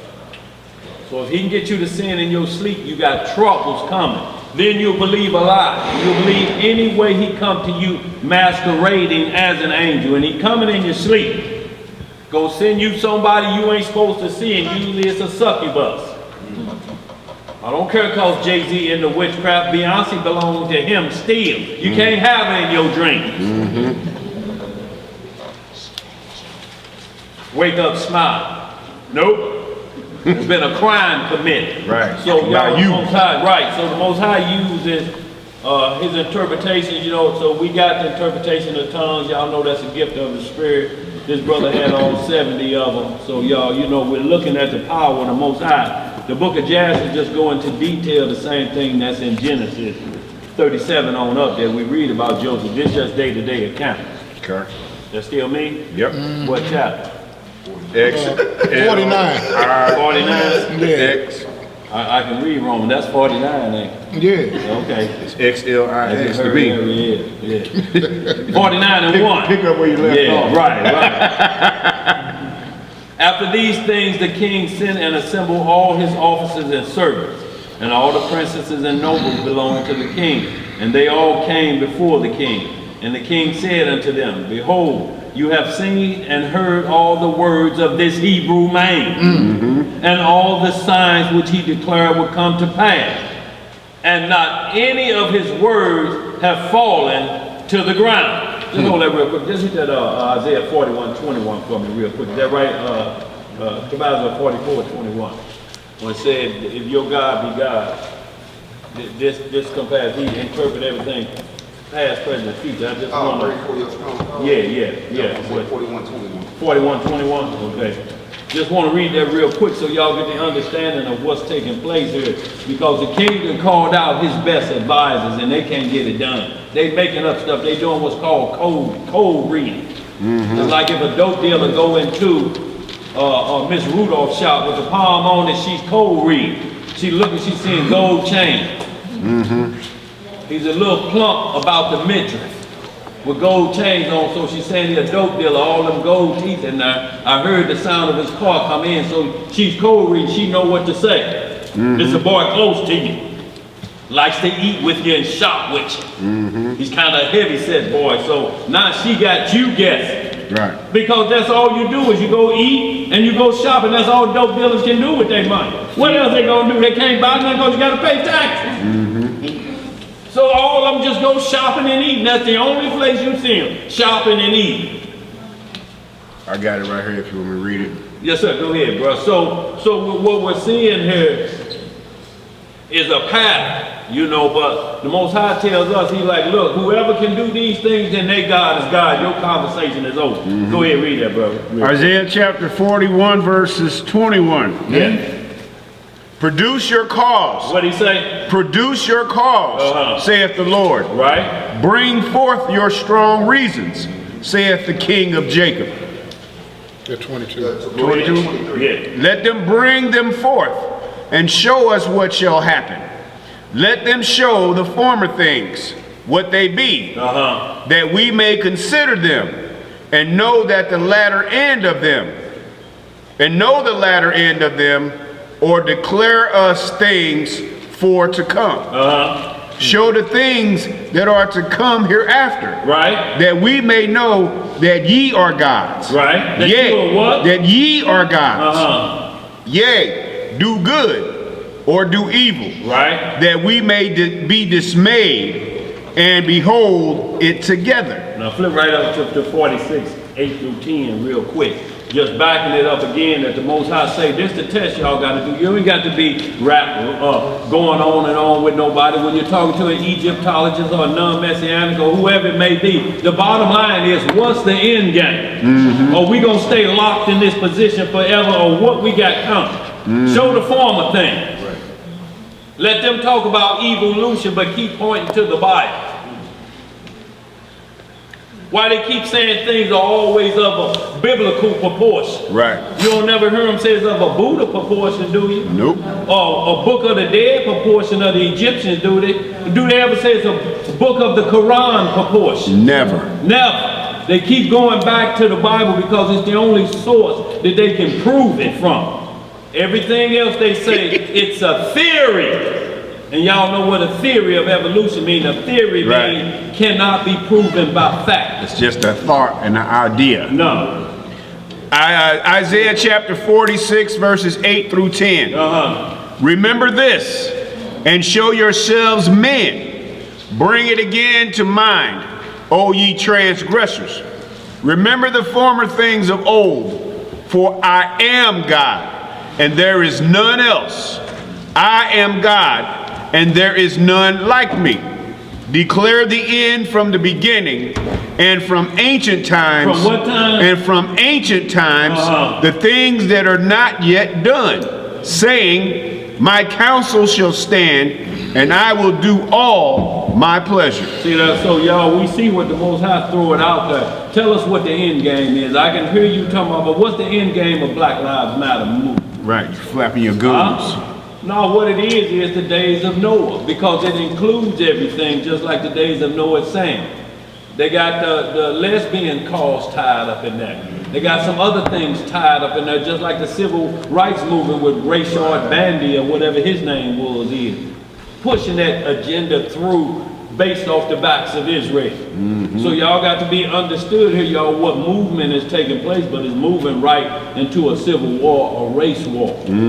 But a race war ain't between black and white, because we ain't never been in a race war, nor do we have the equipment to be in a race war with this nation. Those were race massacres. Hebrews were massacred. You didn't stand a chance. What war did we ever stand a chance? No. What do you do when you run out of bullets? Time out. I need to go to Walmart. Junior, go up there and tell him you want 6 packs of them, and you need some ARs too, don't you? Get him 6 packs. Are we crazy? Those were race massacres, but what you're going to see is 1863. You finna see the North against the South again. You finna see white folks on white folks about Israel. And it's, but the movement is totally different, y'all. And you're about to see a race war, a true race war. The only fighting that we can do in this land, we first of all would have to know that who we are as a nation, and then we would need the Ark of the Covenant in front of us. Yes, sir. That's the only war that we will be able to win in this land. So other than that, don't be signing up to be fighting, because you're going to be fighting for and killing your own. All right, let's continue. From the civil rights movement, women and homosexuals got more out of it than the black man. Yeah, it's going to be the same way thing now. again. Same way now. So y'all, all we're doing is pushing towards the days of Sodom and Gomorrah, the days of Noah, as it was in the days of Noah. AI, the same thing, a mixture of kinds that Daniel talked about. Also, the mixture of kinds, race mixing, and AI, or what we're saying, artificial intelligence mixed with human being. That's what the beast, and the beast was able to move, y'all, and the beast was able to speak things, y'all, because the beast is half AI. When we get close to these things, y'all gonna understand it first. And the Terminator movie been out a long time. But you see it's in just that way. It's not their imagination. It's what they already been reading through the scripts and just make a movie. We just keep watching for entertainment. What you saying, bro? $6 million man. $6 million man, the same thing. Yeah, same thing. Well, you know, on that, what was that movie called? Netflix, Social Dilemma. Social Dilemma. Yeah. They got avatars for you on Facebook and all these different web platforms. They got avatars that learn by everything you look at and scroll at. That's right. They're dictating your actions before you can now. Virtual. Because they know everything they know what video you look at longest. Yes, they got sir. a timer on every video you look I at. see you like these movies. Just better hope it ain't these movies. Big black, no. Oh, wait a minute. So we got big brown and big white for you too. We see you likes them kind of movies. What you gonna do if things start looking for cameras in your house? No. Dr. Henry also said that the supercomputers that they have built and set the original algorithms in them, they no longer control that machine. Yeah. It's doing whatever It's it learning you on its own. Well, look here. They ain't even gotta tell it to do it no more. You see it, you start Googling something, and then it finished before you get finished. You're like, now how in the hell they know that's what I'm thinking? Right. They're getting in my head, but do you put that phone down? Right. They'll know you keep typing. Or the doorbell ring, Well, they what put you it were on there speaking now. about Like, just got dropped on your porch. Because whether you know it or not, it's finding your behavior from your soul. That's what we're saying, because those are inner thoughts that you do these things. So we got to be careful when we hit sin. You can't unring the bell, and what you're letting out is your inner thoughts. So that's why it's so dangerous now, y'all, with this social media. It's the tree of good and evil. That's why it's an apple, a bite is taken out the back of the apple. So did you have something you could say? Okay, good. Where we at, bro? It's me? Yep, still. 49. Okay, so it's talking about Joseph again. 49 and 10. Right? Yeah, once we get through these dreams, y'all, this is gonna pick I was just all the checking to way see if up. y'all was paying attention. I'm shocked. I just went down to 10. I'm like, I missed Yeah, I was just I'm checking. being quiet on purpose so we get through these dreams. Once we get through these dreams, then this gonna turn up all the way up. So let's get through this. Joshua chapter 49 and 1. After these things, the king sent and assembled all his officers and servants, and all the princes and nobles belonging to the king, and they all came before the king. And the king said unto him, Behold, you have seen and heard all the words of this Hebrew man, and all the signs which he declared would come to pass, and not any of his words have fallen to the ground. You know that he has given a proper interpretation of the dream, and it will surely come to pass. Now therefore take counsel, and know what you will do, and how the land will be delivered from the famine. Seek now and see whether the light can be found, in whose heart there is wisdom and knowledge, and I will appoint him over the land. For ye have heard what the Hebrew man has advised concerning this to save the land therewith from the famine. And I know that the land will not be delivered from the famine, but with the advice of the Hebrew man, him that had advised me. And they all answered the king and said, the counsel which the Hebrew has given concerning this is good. Now therefore, our Lord the king, behold, the whole land is in thy hand. Do that which seemeth good in thy sight. Him whom thou choosest, and whom thou in thy wisdom knowest to be wise and capable of delivering the land with his wisdom, him shall the king appoint to be under him over the land. And the king said to all the officers, I have thought that since Yah has made known to the Hebrew man all that he has spoken, there is none so discreet and wise in the whole land as he is. If it seem good in your sight, I will place him over the land, for he will save the land with his wisdom. And all the officers answered the king and said, but surely it is written in the laws of Egypt, and it should not be violated, that no man shall reign over Egypt, nor be the second to the king, but one who has knowledge in all the languages of the sons of men. Here come the miracle. Now therefore, our Lord the king, behold, this Hebrew man can only speak the Hebrew language. And how then can he be over us, the second under government? A man who not even knoweth our language. Always some haters. Keep reading. Now we pray thee, send for him, and let him come before thee, and prove him in all things, and do as thou see fit. See, that's the same thing that happened with Daniel and Nebuchadnezzar. Yeah. Same exact thing. There Yes, were some sir. haters out there that, how you gonna let this nigga rule over us? That should have been my job. Yes, sir. I got passed over for that promotion. Okay? So that's the same thing that's going on here. Well, boy, you think they hollering affirmative action back then? Right. There was no HR department. Right. Okay, read on. Now we pray thee, send for him, and let him come before thee, and prove him in all things, and do as thou see fit. And the king said, it shall be done tomorrow, and the thing that you have spoken is good. And all the officers came on that day before the king. And on that night the They Lord, like, we got him now. Okay. We got him now. Okay. Go and ahead. on that night the Lord sent one of his ministering angels, and he came into the land of Egypt unto Joseph. And the angel of the Lord stood over Joseph, and behold, Joseph was lying in the bed at night in his master's house in the dungeon. For his master had put him back into the dungeon on account of his wife. And the angel roused him from his sleep. And Joseph rose up and stood upon his legs, and behold, the angel of the Lord was standing opposite to him. And the angel of the Lord spoke with Joseph, and he taught him all the languages of man in that night. And he called his name Joseph. Now look, it says he taught him. He didn't just bless him with the power of tongues.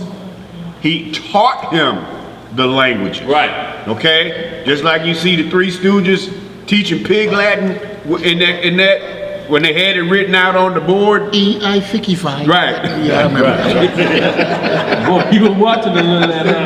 That was my joint, boy. So that's the point. He taught him those languages. He just didn't bless him with the gift of tongues. Okay, that would come over him, and he'd be able, because that's a gift that you would use to communicate. No, Right. he had to learn those languages. Read on. He had both gifts to say. He had tongues, and he had interpretation of tongues. Right. So he got to double up. There you go. Verse 15. And the angel of the Lord went from him, and Joseph returned and lay upon his bed. And Joseph was astonished at the vision which he saw. And it came to pass in the morning that the king sent for all his officers and servants. And they all came and sat before the king. And the king ordered Joseph to be brought. And the king's servant went and brought Joseph before Pharaoh. And the king came forth and ascended the steps of the throne. And Joseph spoke unto the king in all languages. And Joseph went up to speak to him, and spoke unto the king until he arrived before the king in the 70th step. And he sat before the king. So you see, now picture that. Joseph at the bottom, and the king got up to come down to meet Joseph. He already expecting, I'm gonna have to go all the way down to 4. Yeah. Joseph can study this language, this language, this language, this language, and the king backing up. Hold on, wait a minute. Right. And he steady proving himself all the way up to the king. That's right. So the king is like, what could he say? Nothing. He knew what each language was, that each one step he ascended, this nigga getting closer to me, Right. closer to me, closer. Now he walking backwards. Yes, sir. All right.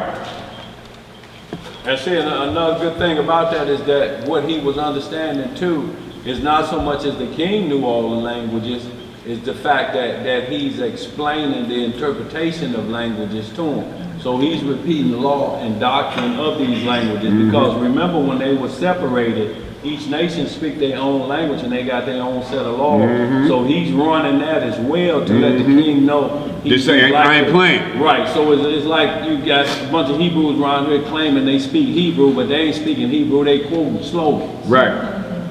Give me one of them slogans too, Bob. All praise, you know, Barakatah. Barakatah Ba'ya Hashem Yahweh Shah. What that means? What that means there? Barakatah is blessed. Yeah, Yahweh is son is Right. Judah. yeah. Son of.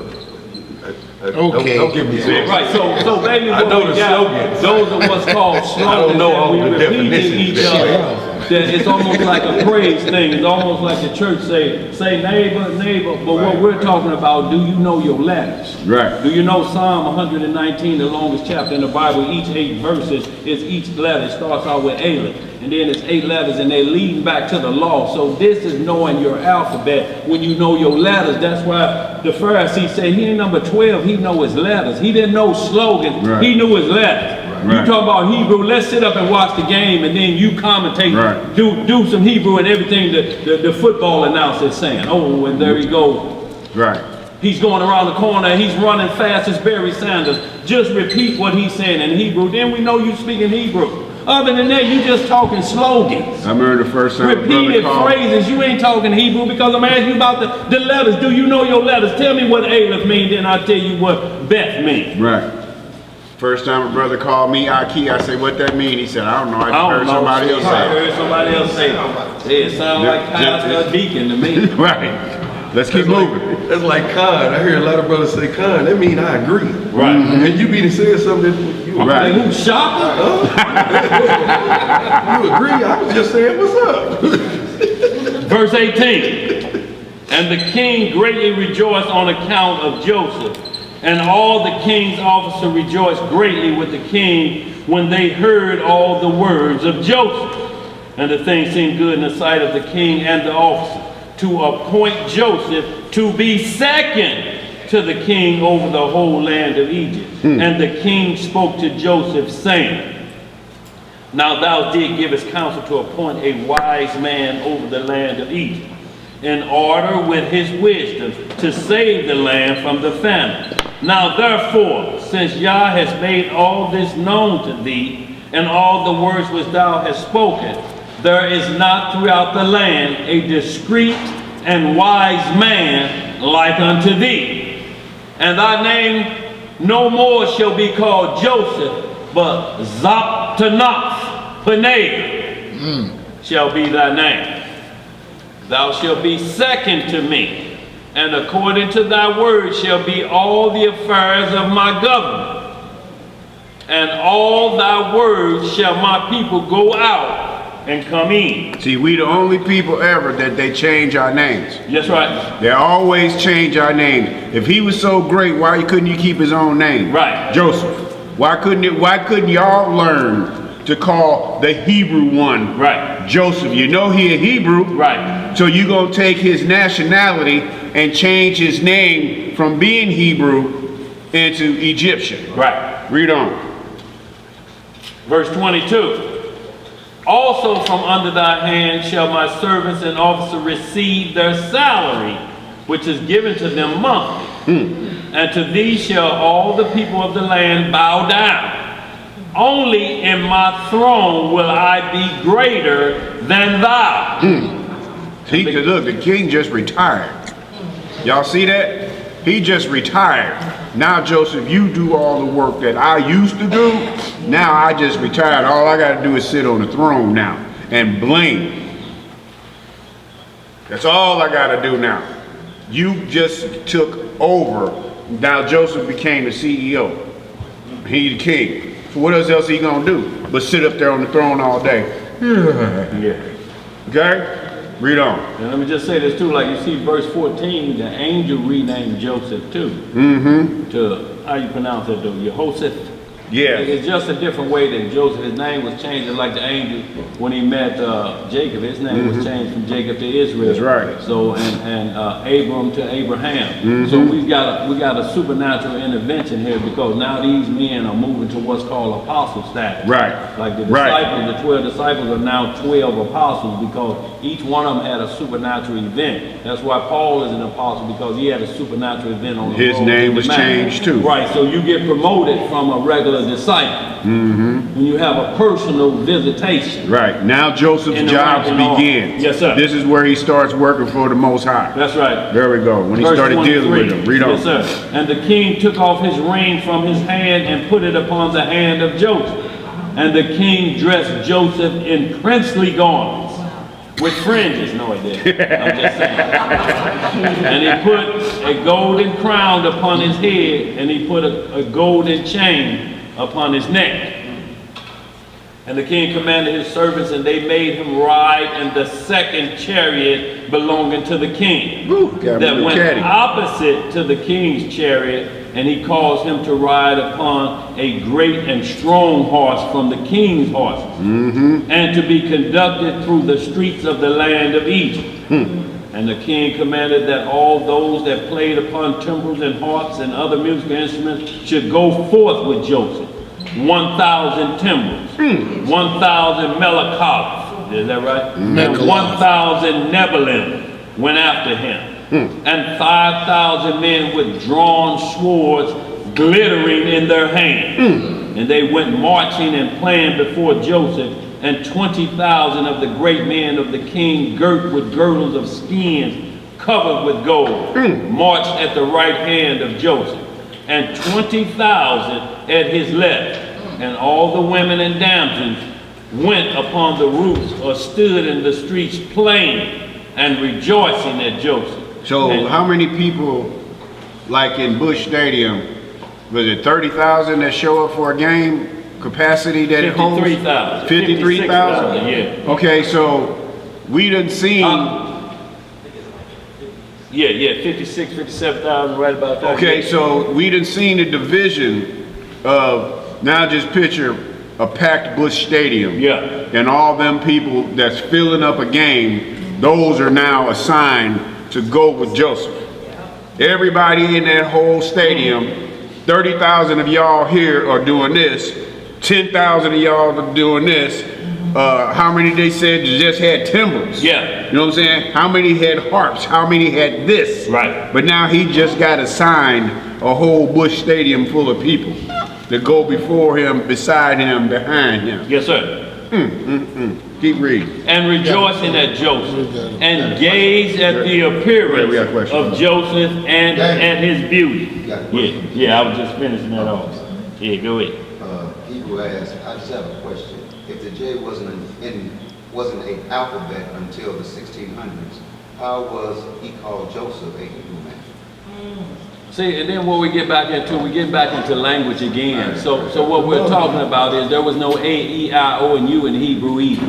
So the bottom line is you got no J from the 1400s if you got back from there. But what we're talking about we're talking about a pure language. Yeah. Because there's no pure language on earth. He said, I'm going to send y'all the pure language. This watered down Hebrew too, or Shiddish, or Yiddish, or it ain't Paleo, you're not getting it right. So when you're saying that certain characters are missing, well, you know, then Jeremiah should be Jeremiah, but all we're talking about is titles because that's not the alphabet. That's why I want y'all to clearly understand what I'm saying about Psalm 119 chapter. Can you just read the first 8, bro? Can we just do that real quick? I just want to get an understanding here so it'll clear up what we're talking about.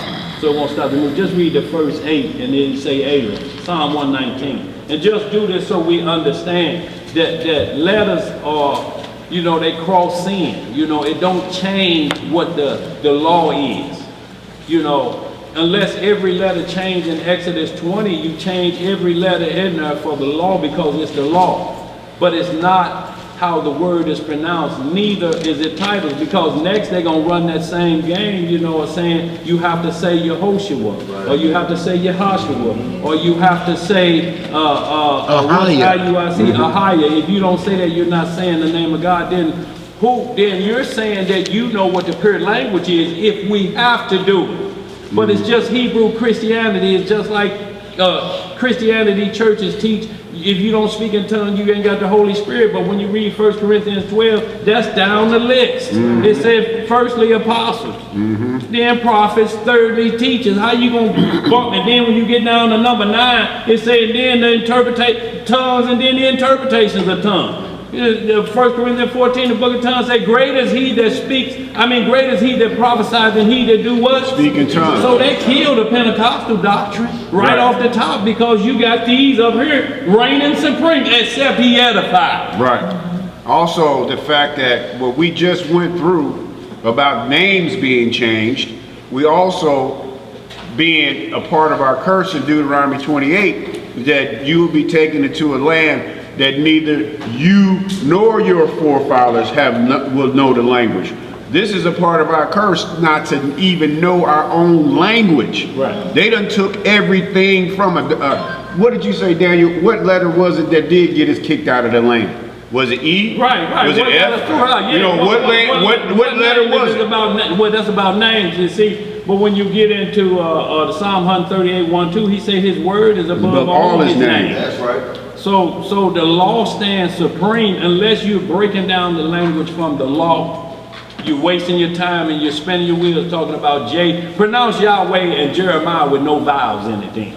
Pronounce that then. Let's get busy and see who really know Hebrew. Right. Or do you know your letters? No, and what really matters is be concentrating on trying to get to the new language. Right. That's what's most important. He said, my word reign over all my titles. That's right. The law has to be reign supreme. It wasn't no name put in the Ark of the Covenant. What's in the Ark of the Covenant? The Ten Commandments. And Aaron's rod that budded. Yep. And what else was in there? Candlestick. The manna bread. Manna bread. If we'd have been saying it, they so-called said Yosef. Okay? Right. If we'd have been saying that, we'd still have people saying, well, why is it Yosef? Why y'all ain't saying Joseph? Right. So it's a stumbling block. It's just like Joshua and it means salvation. So if you want, if him and the Messiah had the same name, you could call him Yahshua. Right. Why are you saying Jesus instead of Yahshua? If you know they mean the same, salvation. They mean the same thing, right? And when you got Revelation 9 when it talks about the beast in the bottomless pit. It say in the Hebrew his name is Abaddon, right? Right. In the Greek his name is Apollyon, but what's the same thing if you call him Abaddon and I call him Apollyon? What's the final say so? The beast He's in the still the beast in the bottomless pit, ain't he? Yep. If you call him Satan or Lucifer, what is he still? The devil. The devil.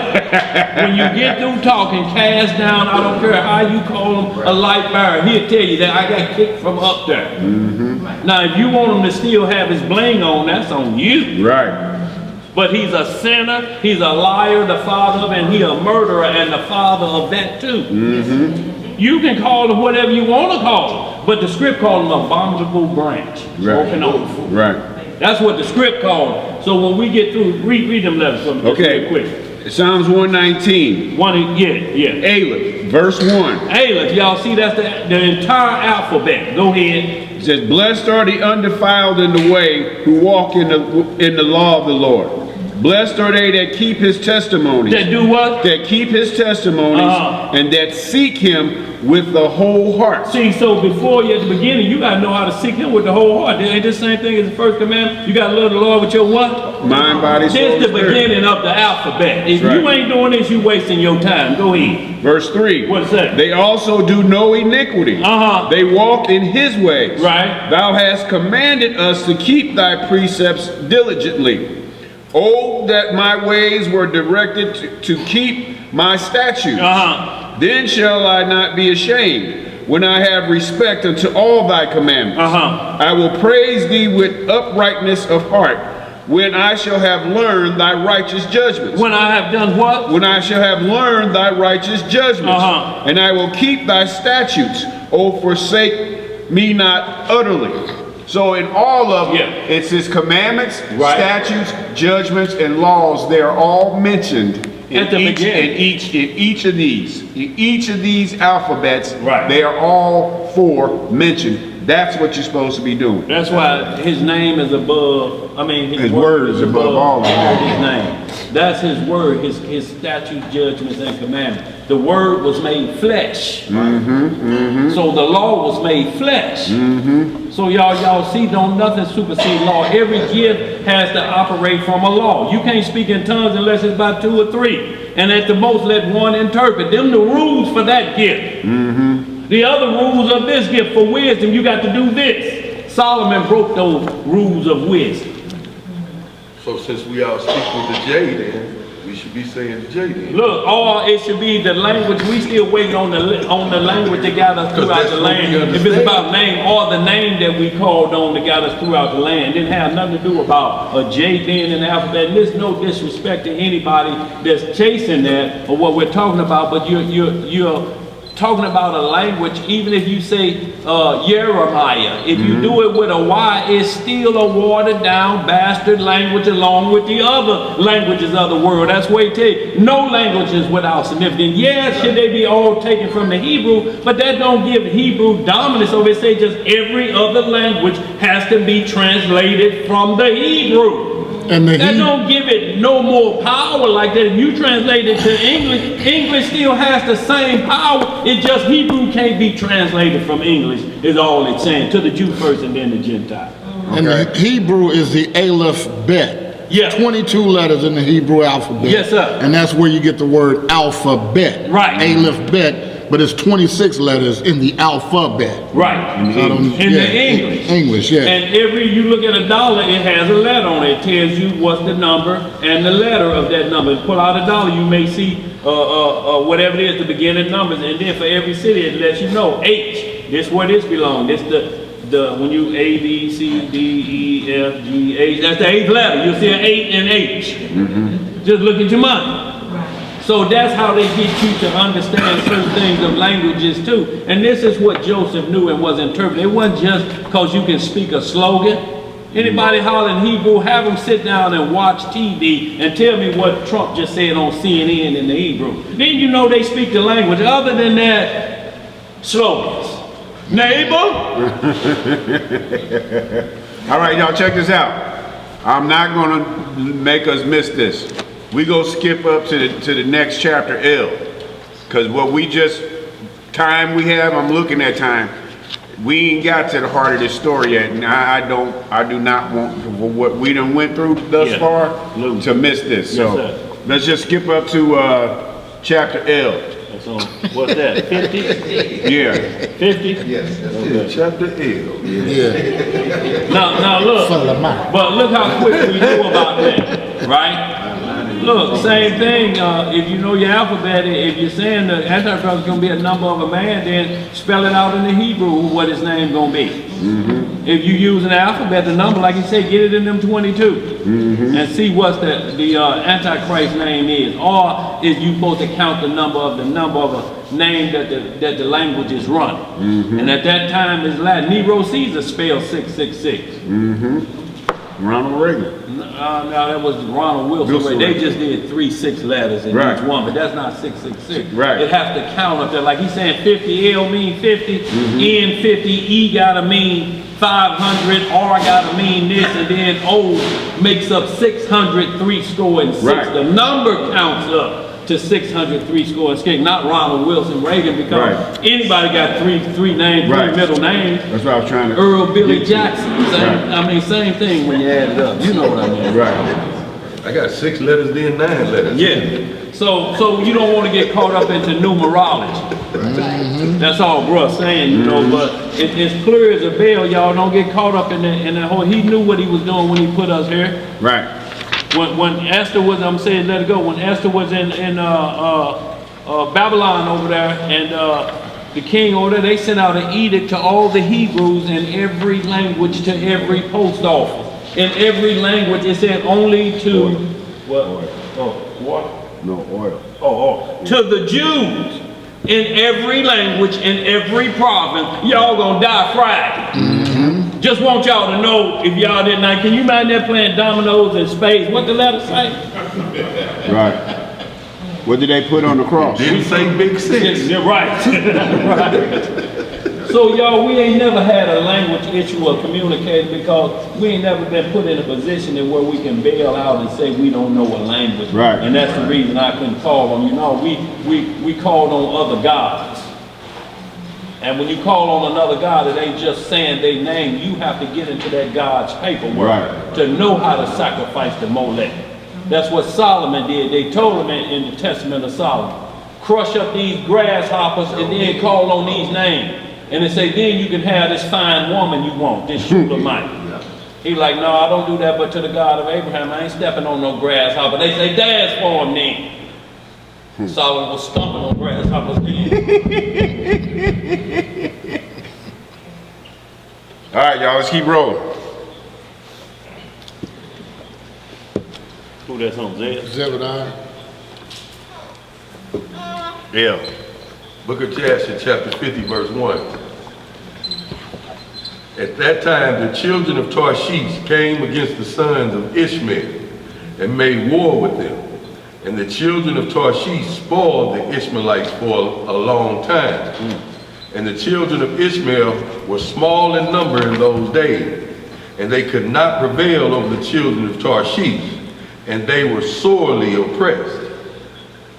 And the old men of the Ishmaelites sent a record to the king of Egypt, saying, send, I pray thee, unto thy servants, officers and hosts, to help us fight against the children of Tarshish, for we have been consuming away for a long time.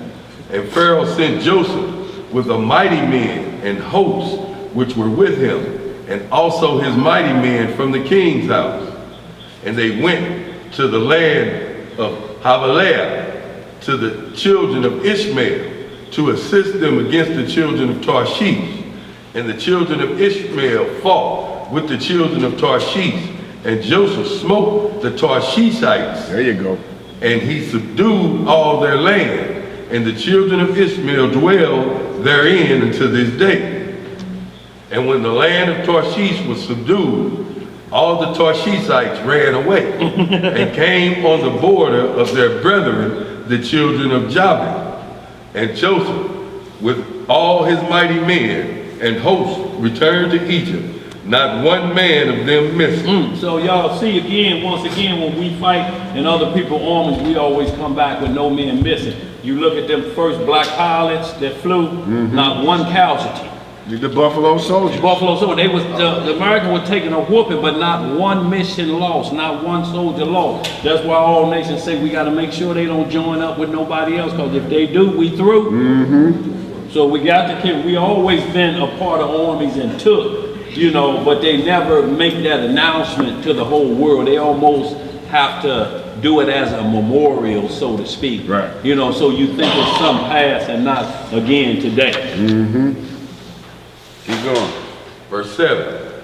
And at the revolution of the year, in the second year of Joseph's reign over Egypt, the Elohim gave great plenty throughout the land for 7 years, as Joseph had spoken. For the Elohim blessed all the produce of the earth in those days for 7 years, and they ate and were greatly satisfied. And Joseph at that time had officers under him, and they collected all the food of the good years, and heaped corn year by year, and they placed it in the treasure houses of Joseph. And at that time, when they gathered the food, Joseph commanded that they should bring the corn of ears, and also bring with it some of the soil of the field, that it should not be spoiled, that it should not spoil. And Joseph did according to this year by year, and heaped up corn like the sand of the sea for abundance. For his stores were immense and could not be numbered for abundance. And also all the inhabitants of Egypt gathered all sorts of food in their stores in great abundance during the 7 good years, but they did not do unto it as Joseph did. I'm all gonna take care of you. I know it, yeah. No, go ahead, say, yeah, you good, go ahead.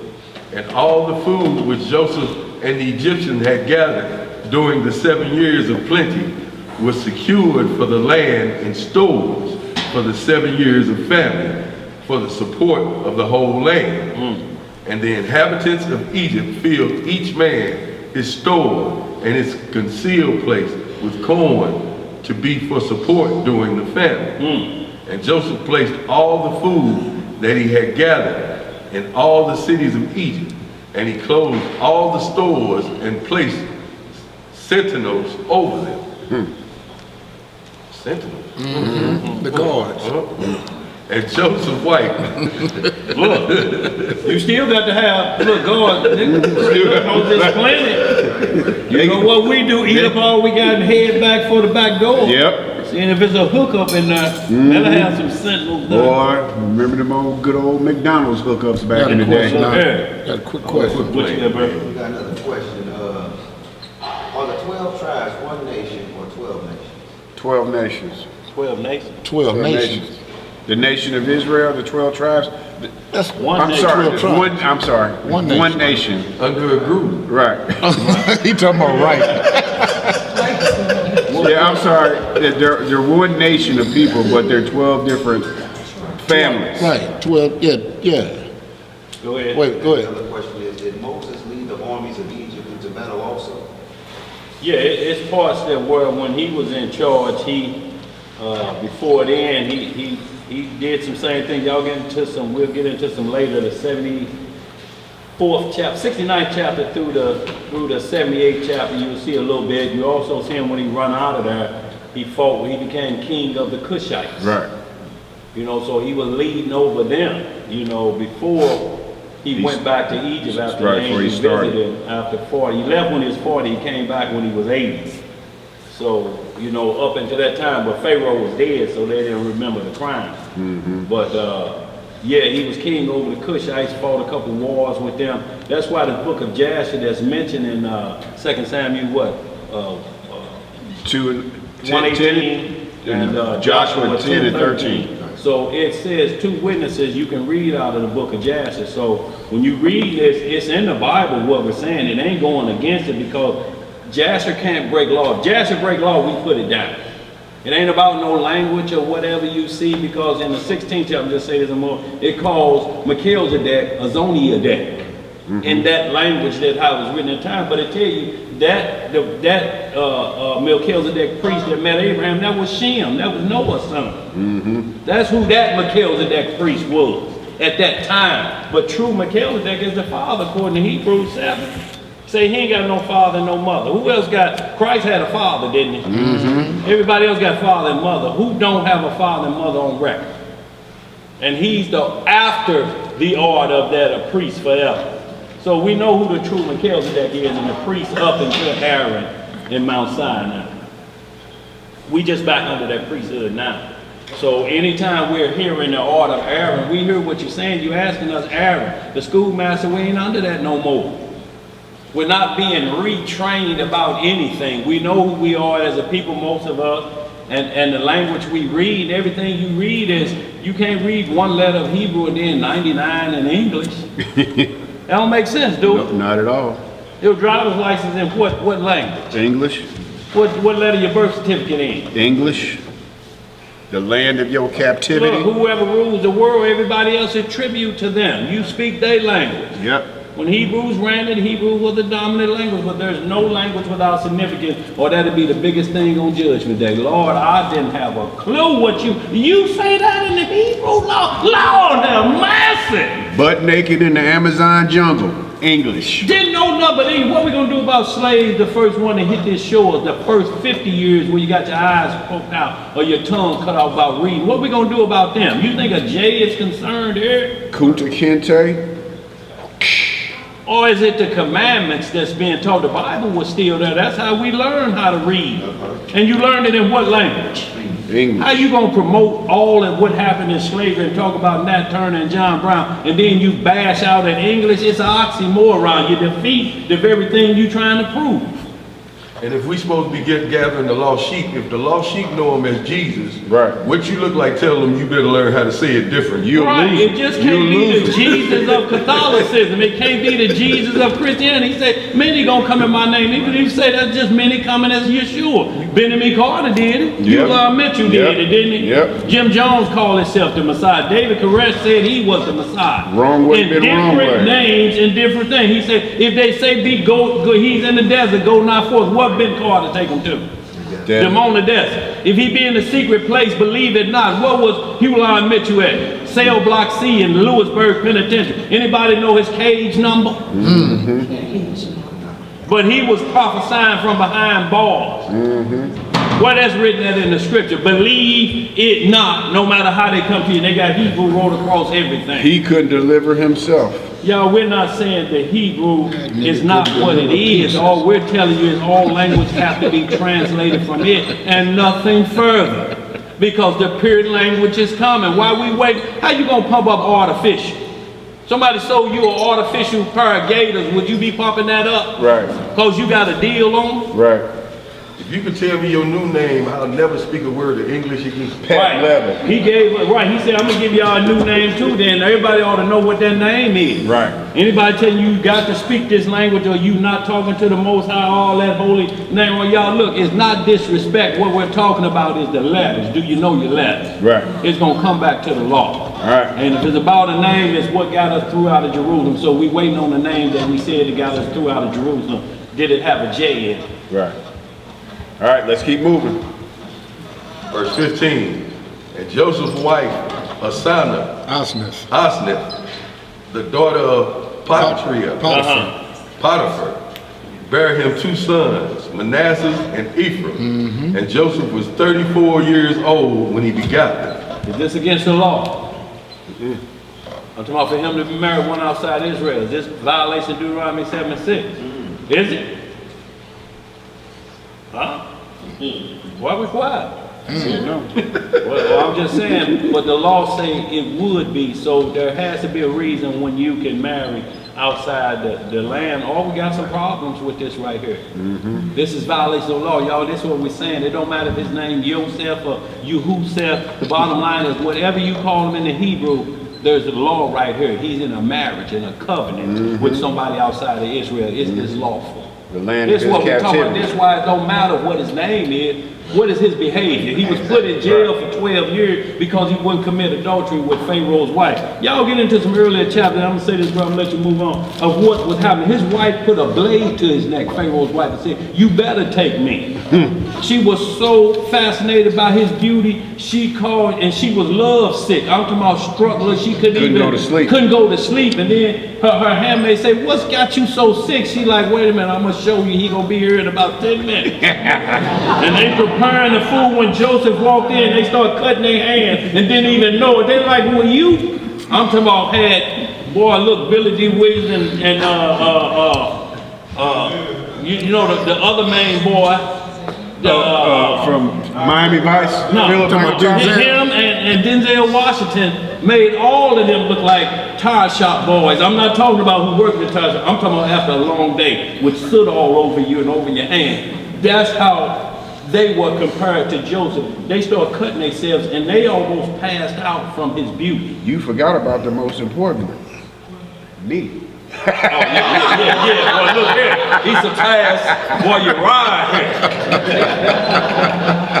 Look here now, y'all, we done went too far. You did that. But this is what we talking about. But and look, second. And that ain't adding two. Right, Second Samuel 14 say Absalom was flawless. Joseph didn't come close to him because it say the soul of Absalom foot to the top of his head. It wasn't a man found Not in a blemish. Israel, either from that time forward or ever be. So y'all got to just understand when things are happening, they're happening in dispensation. Like when you get in the 10th chapter, this Jasher. Guess who had the finest daughters on earth? The seed of Japheth. When the woman on earth found this. And these are not what we're saying, well, like people say, Caucasian, but these were the islanders. Island women. This was, when you read that, to Israel stepped on the scene. And then the level, the bar went up. Then that became the measuring stick. And they want to be like Israel to this day. Yeah. We want to be Israel, but hate we them. don't want to be Israel. they're cursed. We don't want them curses. Right. We want Now to that look like speed it. you got, that talent you got, that way you do this, the way you sing, and the way you built, we want all of that. But that handcuffing, get your privates in the dirt and your hands, we don't want none of that. Please, none of that. We finna get to it. Let's keep rolling. Go ahead. I'm gonna strap you down. Let's go. I'm gonna get my story today. Verse 16. You know he going again. Right. And the land grew up. Ain't let the law pass by. Ain't never let the law pass Enough. by. And the lads grew up, and they went in his ways and in his instructions. They did not deviate from the way which their father taught them, neither to the right or the left. And the Elohim was with the lads, and they grew up and had understanding and skill in all wisdom and in all the affairs of government. And all the king's officers and his great men of the inhabitants of Egypt exalted the lads, and they were brought up amongst the king's children. And the 7 years of plenty that were throughout the land were at an end, and the 7 years of famine came after them. And Joseph had spoken, as Joseph had spoken, and the famine was throughout the land. And all the people of Egypt saw that the famine had commenced in the land of Egypt. And all the people of Egypt opened their stores of corn, for the famine prevailed over them. Okay, real quick, that what he was talking about, how Ephraim and Manasseh was brought up, even though they was brought up there as their birthplace, and with they mama, and being skilled and learned all the ways of who they daddy was. What you didn't see here is what their daddy was teaching them on the side first. Okay, that's going to come back. You're going to see that this was just like us growing up in this land, and we have to go to their schools and learn their laws. That's right. You're going to see what he was teaching them first. Read on. Verse 20. And they found all the food that was in their stores full of vermin and not fit to eat. And the famine prevailed throughout the land. And all the inhabitants of Egypt came and cried before Pharaoh, for the famine was heavy upon them. And they said unto Pharaoh, Give food unto thy servants. Give food unto thy servants. And wherefore shall we die through hunger before thy eyes, even we and our little ones? And Pharaoh answered them, saying, And wherefore do you cry unto me? Did not Joseph command that the corn should be laid up during the 7 years of plenty for the years of famine? And wherefore did you not hearken to his voice? And the people of Egypt answered the king, saying, As thy soul liveth, our Lord, thy servants have done all that Joseph ordered. For thy servants also gathered in all the produce of their field during the 7 years of plenty, and laid it up in the stores unto this day. And when the famine prevailed over thy servants, we opened our stores, and behold, all our produce was filled with vermin, and was not fit for food. Rats. That reminds me of Dynamite Foods Freezer. Yo, dynamite food free. Uh-oh. I worked there, and I was like, man, we've been eating that for years. Mama, why we was eating out of that stove?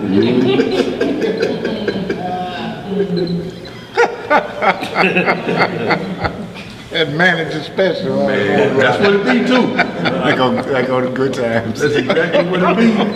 Give me some stuff had mold on it. I put it in the trash. He said, you didn't even try to wash that off. Scrape it off, boy.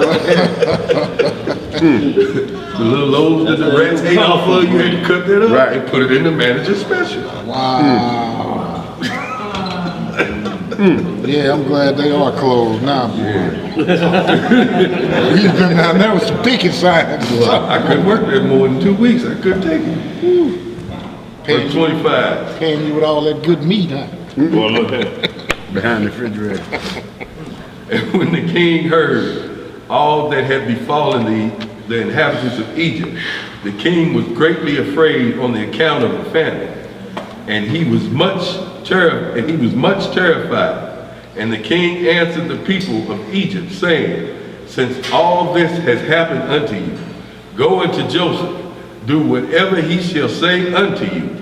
Transgress not his command. Ain't these the ones that was hating on him in the first place? Yes, sir. That didn't want to do what he said? Now look what happened to him. He said, didn't Joseph tell y'all what to do? We did it. No, you didn't. Read on. And all the people of Egypt went forth and came unto Joseph, and said unto him, give unto us food, and wherefore shall we die before thee through hunger? For we gathered in our produce during the 7 years as thou didst command, and we put it in our stores, and thus has it befallen us. And when Joseph heard all the words of the people of Egypt, and what had befallen them, Joseph opened all his stores of the produce, and he sold it unto the people of Egypt. And the famine prevailed throughout the land, and the famine was in all countries, but the land of Egypt, there was produce for sale. Yeah, now I wanted to say this real quick because I want to keep going. Y'all see the terms that are being read here that we still use today to see that this is where they come from?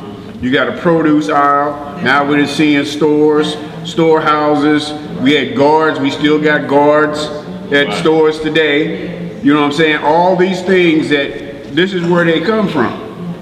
You got guards at Family Dollar. You understand what I'm saying? So, but to see the word produce. Keep reading. Verse 29, and all the inhabitants of Egypt came unto Joseph to buy corn, for the famine prevailed over them, and all their corn was spoiled. And Joseph daily sold it to all the people of Egypt, and all the inhabitants of the land of Canaan, and the Philistines, and those beyond the Jordan, and the children of the east, and all the cities of the lands far and nigh, heard that there was corn in Egypt. And they all came to Egypt to buy corn, for the famine prevailed over them. And Joseph opened the stores of corn and placed officers over them. And they daily stood and sold to all that came. See, and y'all see again that it was security there. It wasn't gonna be no looting. And you wasn't buying nothing unless you had some what? Money. No money, no buying. I ain't talking about boogers. There weren't no food stamps either. And Joseph knew that his brethren also would come to Egypt to buy corn, for the famine prevailed throughout the earth. And Joseph commanded all his people that they should cause it to be proclaimed throughout all the land of Egypt, saying, it is the pleasure of the king, of his second and their great men, that any person who wishes to buy corn in Egypt shall not send his servants to Egypt to purchase, but his son, and also any Egyptian or Canaanite who shall come from any of the stores from buying corn in Egypt, and shall go and sell it throughout the land, he shall die. For no one shall buy it but for the support of his household. So now right there at verse 32, this is the beginning of the story. When it said here, and Joseph knew that his brethren would come to Egypt to buy corn. So he already set this thing up. Y'all gonna see this thing go like this, back and forth, up and down, sideways, all starting now. But Joseph knew this, so he already put these proclamations out. I ain't telling you what's gonna happen, but he put these out for them to be set up and led a certain way. Okay, so here we go. Keep going. And let me just say it too, and also what you see here is famine. You see they couldn't resell what they bought. Like you can only buy so many rolls of toilet tissue. You can only do this, but you cannot have resale value. If they catch you reselling anything, like people was buying, hoarding up all the hand sanitizer, and then trying to sell, they were cracking down on them. They like, no, you can't monopolize doing a famine. So we see the same rules are applying in this Egypt. Yeah, you can't sell loose. Yeah.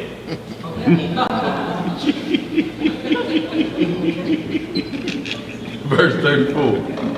And any man leading 2 or 3 beasts shall die, for a man shall only lead his own beast. And Joseph placed sentinels at the gates of Egypt, and commanded them, saying, any person who may come to buy corn, suffer him not to enter until his name, and the name of his father, and the name of his father's father be written down. Be what? Be written down. And whatever is written by day, send their names unto me in the evening, that I may know their names. So he checking records now. Read on. Verse 36. And Joseph placed officers throughout the land of Egypt, and he commanded them to do all these things. And Joseph did all these things and made these statutes, in order that he might know when his brethren should come to Egypt to buy corn.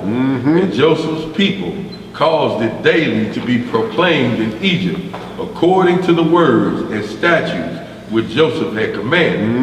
And all the inhabitants of the east and west country, and of all the earth, heard of the statutes and regulations which Joseph had enacted in Egypt. And the inhabitants of the extreme parts of the earth came, and they bought corn in Egypt day after day, and then went away. And all the officers of Egypt did as Joseph commanded, and all that came to Egypt to buy corn, the gatekeepers would write down their names and their fathers' names, and daily bring them in the evening before Joseph.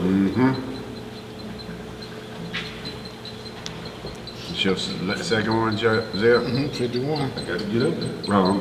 I'm scrolling up. Oh, I'm sorry. I'm thinking you just reading right out the book. No, I'm reading off the board. Verse 51. All right. I mess up all the time. I'm sorry, I started it. Hell no. It's about Shalom, Hebrews. Chapter 51, verse 1. And Jacob afterward heard that there was corn in Egypt, and he called unto his sons to go to Egypt to buy corn, for upon them also did the famine prevail. And he called unto his sons, saying, behold, I hear that there is corn in Egypt, and all the people of the earth go there to purchase. Now therefore, why will you show yourselves satisfied before the whole earth? Go you also down to Egypt, and buy us a little corn amongst those that come there, that we may not die. And the sons of Jacob hearkened to the voice of their father, and they rose up to go down to Egypt in order to buy corn amongst the rest that came there.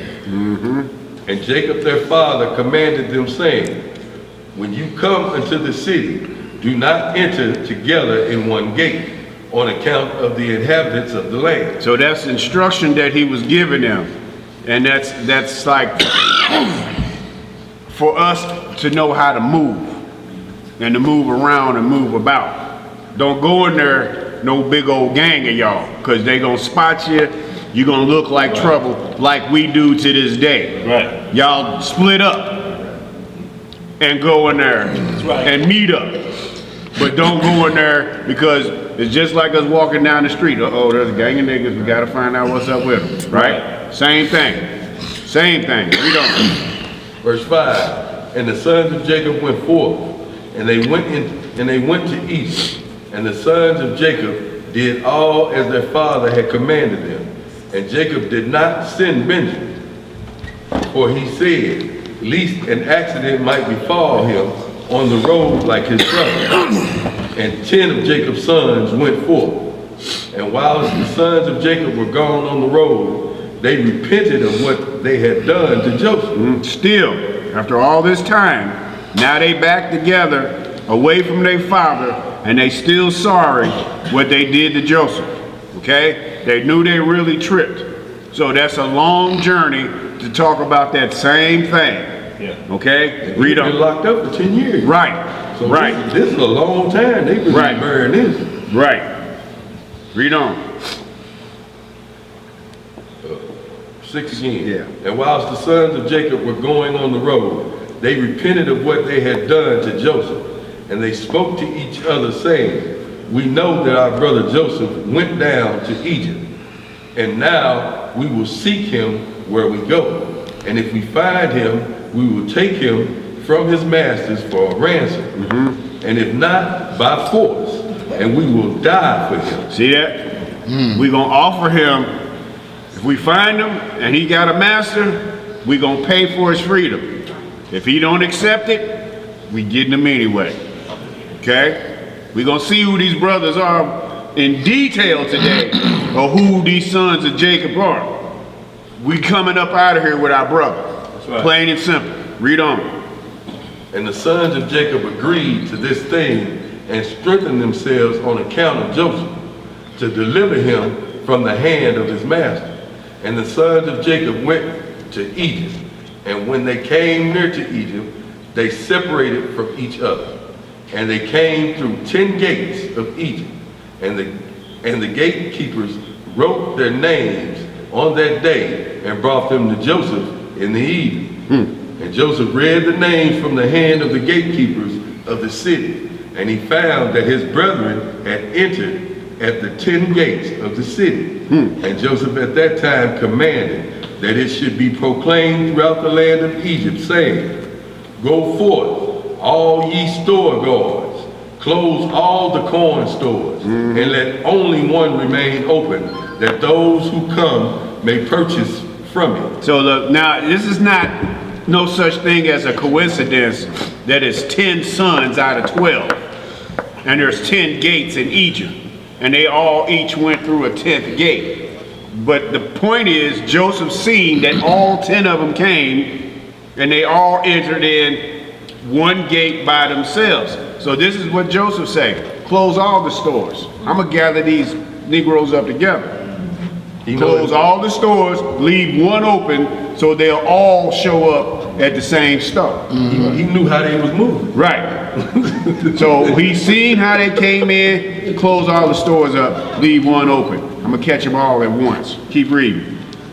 And all the officers of Joseph did so at that time. And they closed all the stores and left only one open. And Joseph gave the written names of his brethren to him that was set over the open store. And he said unto him, whosoever shall come to thee to buy corn, ask his name. And when the men of these names shall come before thee, seize them and send them. And they did so. So they walked into a trap. They walked into a trap. His daddy didn't tell them y'all use fake names too. You see what I'm saying? Joseph set them up smooth. And they walked dead into a trap and didn't even know it. Keep reading. And when the sons of Jacob came into the city, they joined together in the city to seek Joseph before they bought themselves corn. And they went to the walls of the harlots. And they sought Joseph in the walls of the harlots for 3 days. For they thought that Joseph would come in the walls of the harlots. And for Joseph was very comely and well favored. And the sons of Jacob sought Joseph for 3 days, and they could not find him. So y'all see how Daniel just explained how Potiphar's wife was so stricken and sick and was in love with Joseph that the women, when he walked in, started cutting themselves because they looking at him like, you see what I'm saying? So they've been there for 3 days. They's like, well, shoot, he a pretty boy. We gonna go to where the women at first. That's the only place he can be. Right, and then he was sold into slavery, so they knew they had sold him to them Ishmaelites. And it was just, they said, well, he got to be sex trafficking. So sex trafficking go back a long way, and it was male and female. He was just being, they thought, well, he ought to be a gigolo by now. Right. Fine as he is, we got to be in a harlot or a pimp. or somewhere, Or a pimp. one or the other. You know, he got to at least be being sex trafficking. Because they know that's the only thing they could use him for. Because as soon as they pull him out, they're like, oh, he good looking. Yes, sir, there's money to be made. Yes, sir. So he gonna be where the hoes at. Right. Let's keep going. Verse 14, and the man who was set over the open store sought for those names which Joseph had given him, and he did not find them. And he sent to Joseph, saying, these 3 days have passed, and those men whose names thou didst give unto me have not come. And Joseph sent servants to seek the men in all Egypt, and to bring them before Joseph. And Joseph's servant went and came into Egypt, and could not find them, and went to Goshen, and they were not there. And then went to the city of Ramses, and could not find them. Like, where these niggas at? Keep going. And Joseph continued to send 16 servants to seek his brothers. And they went and spread themselves in the 4 corners of the city. And 4 of the servants went into the house of harlots. And they found the 10 men were seeking their brother. And those 4 men took them and brought them before him. And they bowed down to him to the ground. And Joseph was sitting up. And Joseph was sitting upon his throne in his temple, clothed with princely garments. And upon his head was a large crown of gold. And all the mighty men were sitting around him. And the sons of Jacob saw Joseph, and his figure and comeliness and dignity of countenance seemed wonderful in their eyes. And they again bowed down to him to the ground. And Joseph saw his brother, and he knew them, but they knew him not. For Joseph was very great in their eyes. Therefore they knew him not. And Joseph spoke to them, saying, from whence cometh ye? And they all answered and said, thy servant has come from land of Canaan to buy corn. For the famine prevails throughout the earth, and thy servants heard that there was corn in Egypt. So they have come amongst the others comers to buy corn for their support. So you see here that Joseph's visage and bling and everything that he had, they couldn't even see through it. Right. They like, how great is this man? Who is this? Who is this? They just could not even focus in on him because of his majesty and his greatness and him sitting on that throne, and they just like, whew. Right, that's the last place they would have looked for. That's it. You see, they went to the place they thought he would be. Right. So, you know, that kind of blinded him to see him sitting on the throne, you know. Then they didn't, you know, he had to grew up by then too. Read on. You know, they didn't have, but that just shows you they didn't have a real relationship, that they couldn't identify their own brother, no matter what he had on. You know, because they had done so much evil, they was blinded to him. But all from the Most High, though. And of course he had on Egyptian. Right, Egyptian right. clothes. That's gonna come. That's gonna come. Come on. And Joseph answered them, saying, if you have come to purchase as you say, why do you come through 10 gates of the city? It can only be that ye have come to spy through the land. And they all together answered Joseph and said, not so, my lord. We are right. Thy servants are not spies, but we have come to buy corn, for thy servants are all brothers, the sons of one man in the land of Canaan. And our father commanded us, saying, when ye come to the city, do not enter together in one gate, on account of the inhabitants of the land.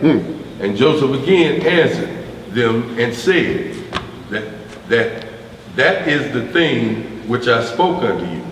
You have come to spy through the land. Therefore, you all came through 10 gates of the city. You have come to see the nakedness of the land. Surely everyone that cometh to buy corn goeth his way, and you are already 3 days in the land.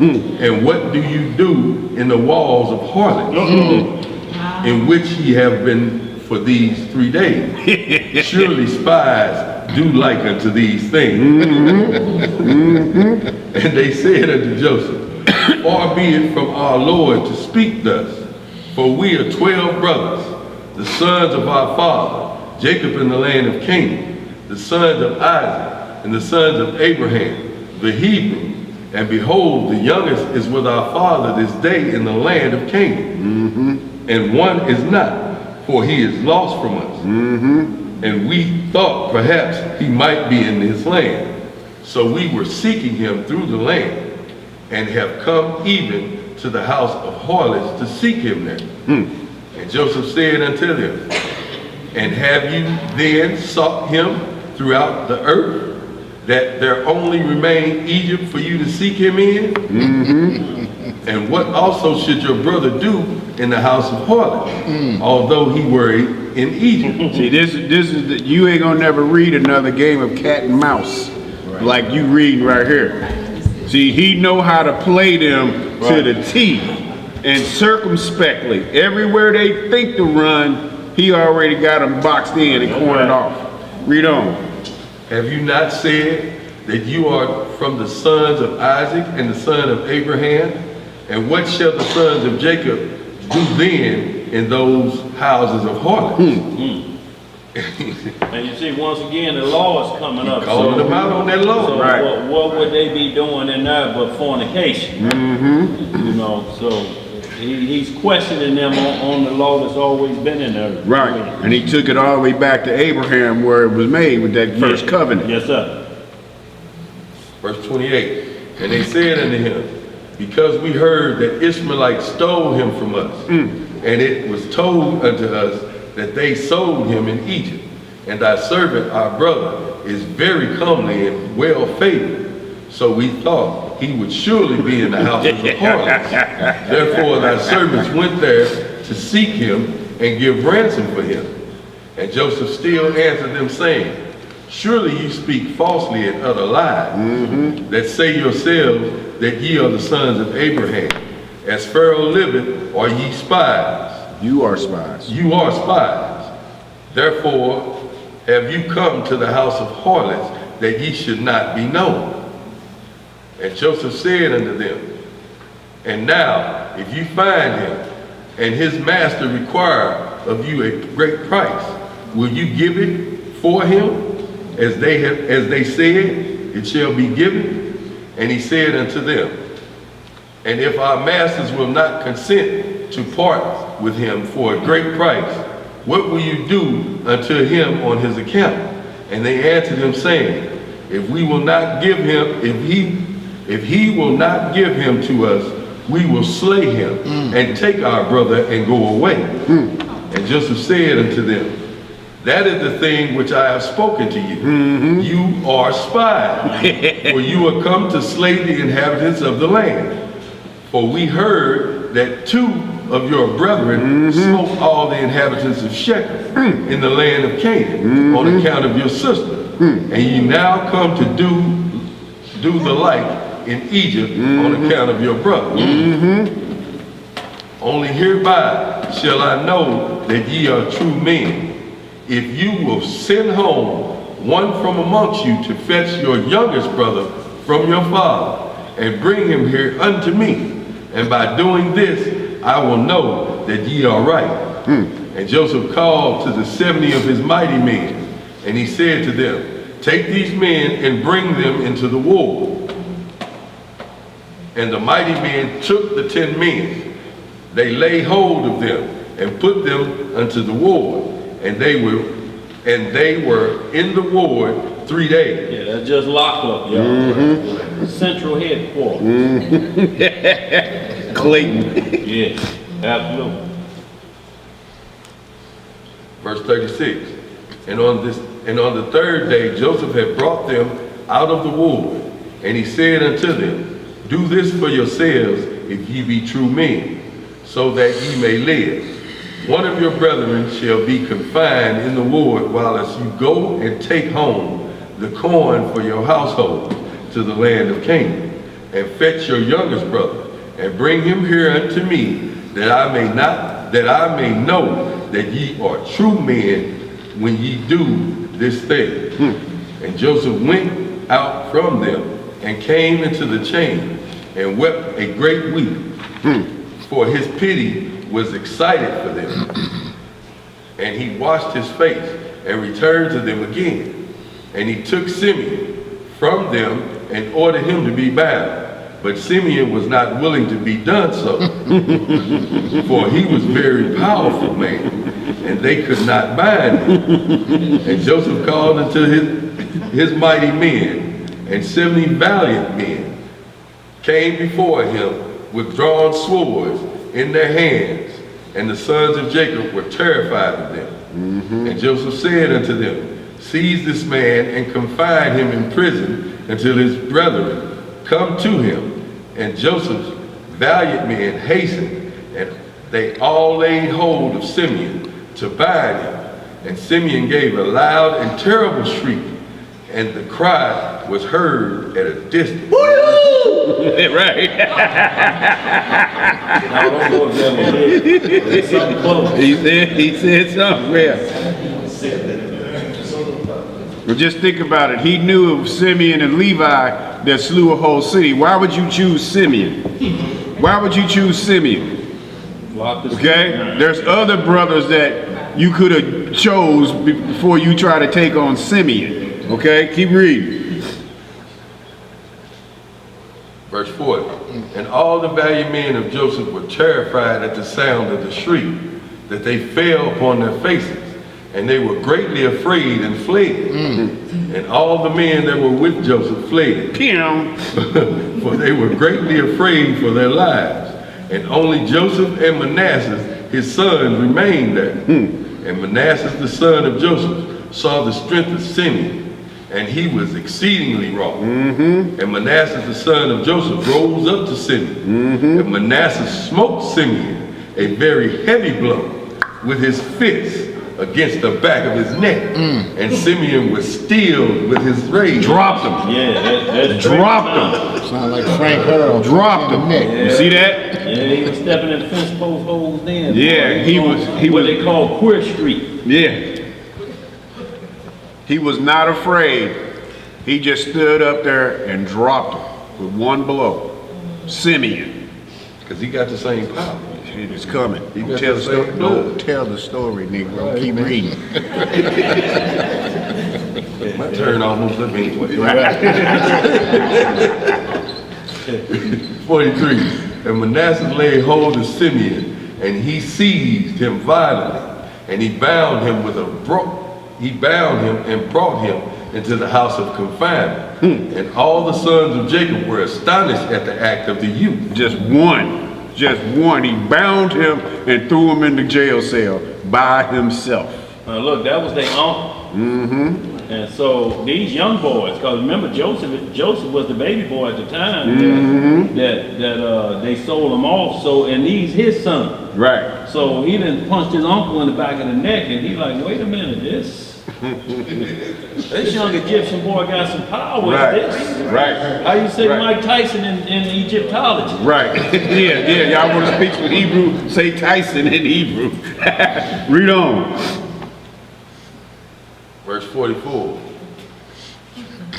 And Simeon said unto his brethren, none of you must say that this is a smiting of an Egyptian, but it is the smiting of the house of my father. Now see, the first thing he's saying there is like, y'all don't tell nobody the Egyptian did this to Right. me. But then what he really means is that can't nobody do this. They ain't figured it out yet.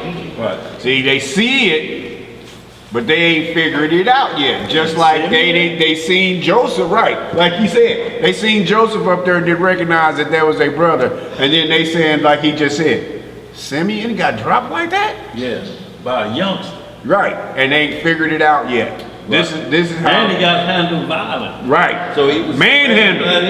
He took the prison. Right, he wrestled him down and took him in there and threw him in the cell. Threw him on over there, gave him a wedgie. At the same time, you don't know In the back. Yeah, threw him in there. Say he handled him violent. No, can you imagine that? You days somebody handling you like that? And your brothers are saying like this. Right. He said it right. Simeon? Don't y'all Yeah, tell nobody. Simeon. Don't y'all say no white boy. Simeon got done like that. Right. Keep going. Verse 45. And after this, Joseph ordered him to be called, who was set over the storehouse, to fill their sacks with corn, as much as they could carry, and to restore every man's money unto his sack, and to give them provisions for the road. And thus did he unto them. And Joseph commanded them, saying, Take heed, lest you transgress my orders, to bring your brother as I have told you. And it shall be, when you bring your brother hither unto me, then will I know that you are true men, and you shall traffic in the land, and I will restore unto your brother, and you shall return in peace to your father. These niggas like, oh man, we in some trouble now. We are in some serious trouble now. What done just happened to us?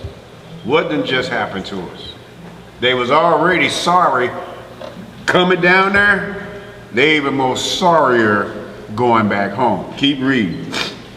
And they all answered and said, According as our Lord speaketh, so will we do. And they bowed down to him on the ground.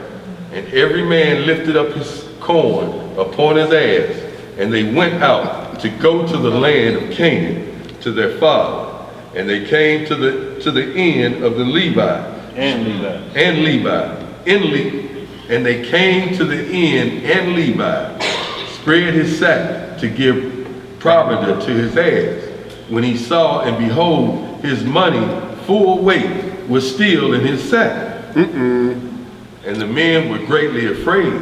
And he said unto his brethren, My money is restored, and lo, it is even in my sack. And the men were greatly afraid, that they said, What is this that Yahweh hath done unto us? And they all said, And where is the Lord's kindness with our father, with Abraham, Isaac, and Jacob, that the Elohim has this day delivered us unto the hands of the king of Egypt to contrive amongst us, Against us. And Judah said unto them, Surely we are greatly sinners. Guilty. What is wrong with me? You know you finna quit? Right. You almost done. pass the torch. Yeah, he in a hurry to stop, boy. And Judah said unto them, Surely we are guilty sinners before the Lord our power, in having sold our brother, our own flesh. And wherefore do you say, Where is the Lord's kindness with our fathers? And Reuben said unto them, Said I not unto you, do not sin against the land? I told you. Right, Yep. Yep. He trying to distance himself from it. It ain't on me. I ain't had nothing to do with this. Keep going. Sound like Israel? Now Yahweh require him from us. And how dare you say, Where is the Lord's kindness with our father, while as you have sinned against the Lord? And they have tarried overnight at that place. And they rose up early in the morning and laden their asses with their corn. And they led them and went on and came to their father's house in the land of Canaan. So they had stopped at the inn or the Holiday Inn. You know, those travelers from Egypt back to the land. A couple days journey. So they just stopped at the Holiday Inn. It wasn't no holiday for them. Right. Verse 54. And Jacob and his household went out to meet his son. And Jacob saw, and behold, their brother Simeon was not with them. And Jacob said unto his sons, Where is your brother Simeon, whom I do not see. And his son told him all that had befallen them in Egypt. What you done niggas done did now. Right. Y'all can't do nothing. Can't even go to the store. Right. Like, can't even go to the store and buy corn. Y'all didn't go in 10 gates? Chapter 52 Yes, sir. and verse 1. And they entered their house, and every man opened his sack. And they saw and beheld, every man's bundle of money was there, at which they and their father were greatly terrified. And Jacob said unto them, what is this that you have done to me? Y'all went and robbed the Egyptians? I sent your brother Joseph to inquire after your welfare, and you said unto me, a wild beast did devour him. And Simeon went with you to buy food, and you say the king of Egypt hath confined him in a prison. And you wish to take Benjamin to cause his death also, and bring down my gray hairs with sorrow to the grave on account of Benjamin and his brother Joseph? Now therefore my son shall not go down with you, for his brother is dead, and he is left alone. And mischief may befall him by the way in which you go, as it befell his brother. So y'all see how the Most High never let us forget what he did for us bringing us up out of Egypt? Look what he's saying, the same thing. He's still talking 10 years later, 12 years later, he's still talking about Joseph. And now you want Benjamin? You niggas, I can't trust y'all to do nothing right. Can't do nothing right. And see, Benjamin Joseph was the children of Rachel. So that's why they all brothers, but he keeps saying his brother, Joseph and Benjamin, because they came from the same mom. The one he loved. The one he loved so much. So he said, I got one left that I can look at and see Rachel in this boy. And y'all want him to go? I already lost my other Joseph, his big brother. Now y'all ready to take the other one, and Rachel be gone for me forever in my eyesight, so to speak. Go ahead, brother. Yeah. Verse 5. And Reuben said unto his father, thou shalt slay my two sons if I do not bring thy son and place him before thee. And Jacob said unto his sons, abide ye here, and do not go down to Egypt. For my son shall not go down with you to Egypt, nor die like his brother. And Judah said unto them, refrain ye from him until the corn is finished. And he will then say, take down your brother, when he will find his own life and the life of his household in danger from the famine. That's about another year. It's about another year that had passed before they ran out of corn, time to go back and buy some more. Because you remember this was a 7-year famine. First it was 7 good years, and it was 7 bad years. Okay, so now they in bad year time. So we gonna run out of corn. I'm sitting thinking, how much stuff can you make with corn? All kinds of stuff. You see what I'm saying? Corn this, corn that, corn this, corn that, corn, all of this, corn. Okay, let's go. Verse 7. And in those days the famine was sore throughout the land, and all the people of the earth went and came to Egypt to buy food. For the famine prevailed greatly amongst them.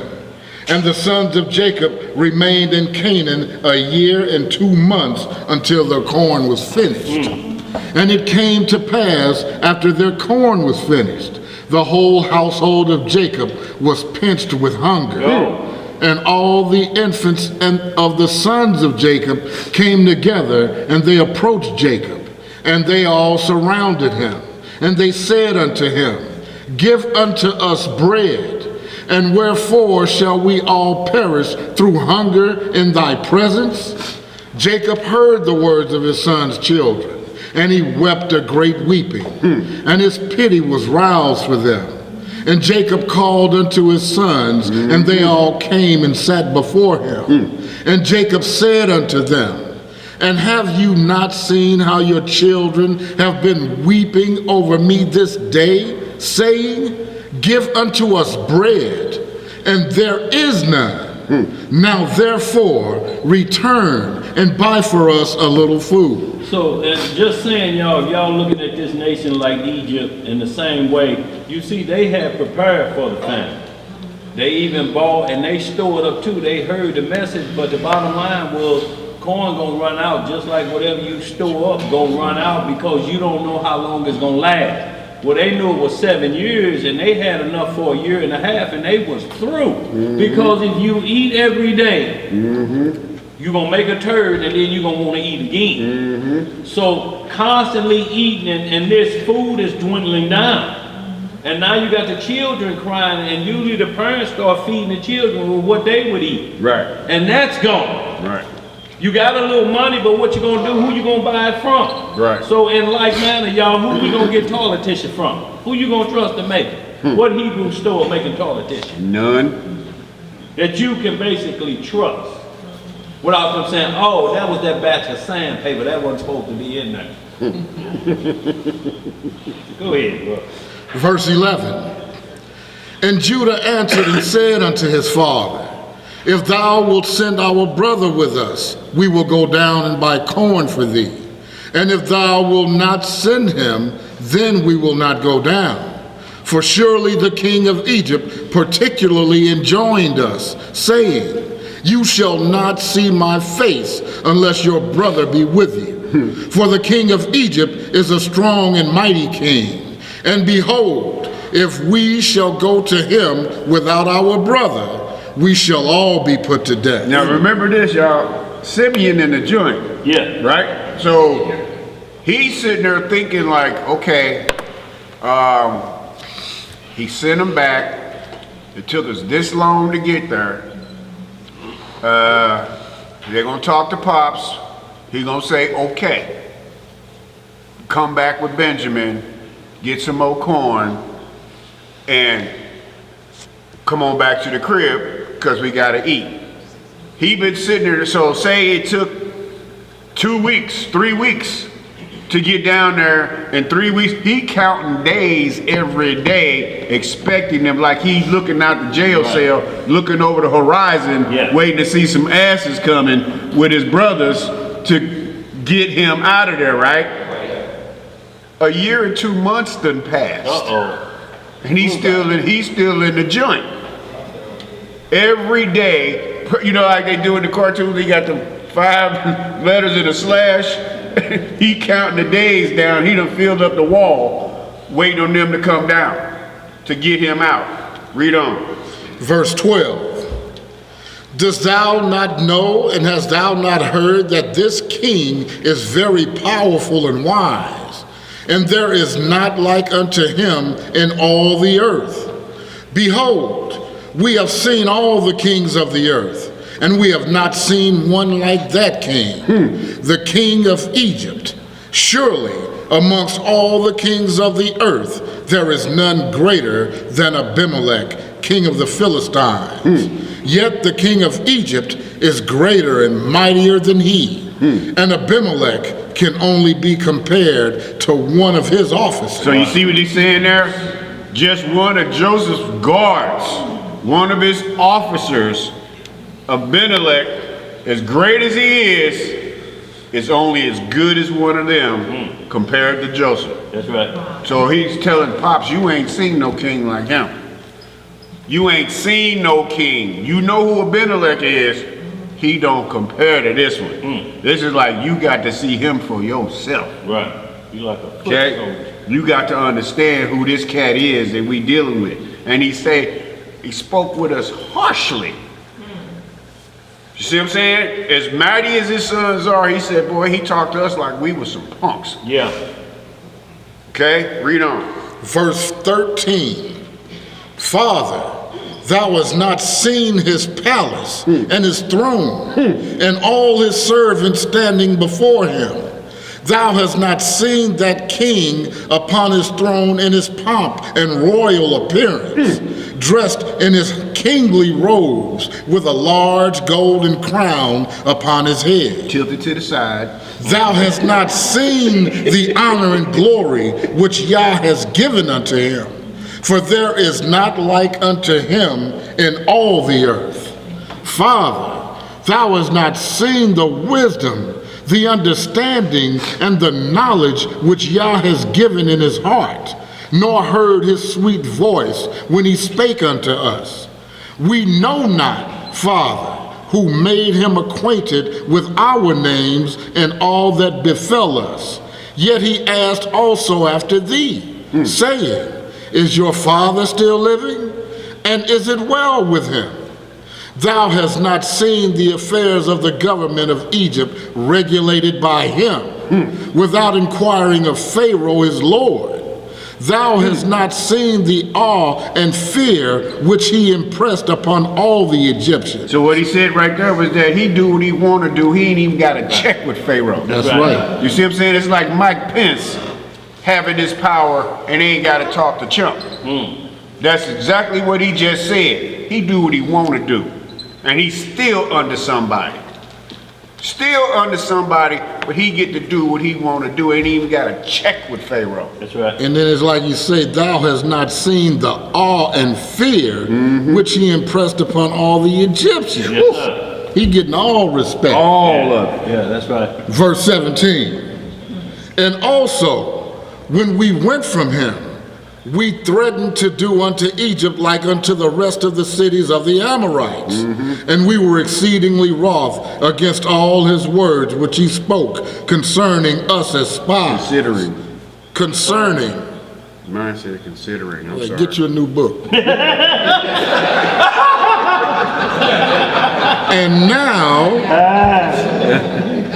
And now, when we shall again come before him, his terror will fall upon us all, and not one of us will be able to speak to him, either a little or a great thing.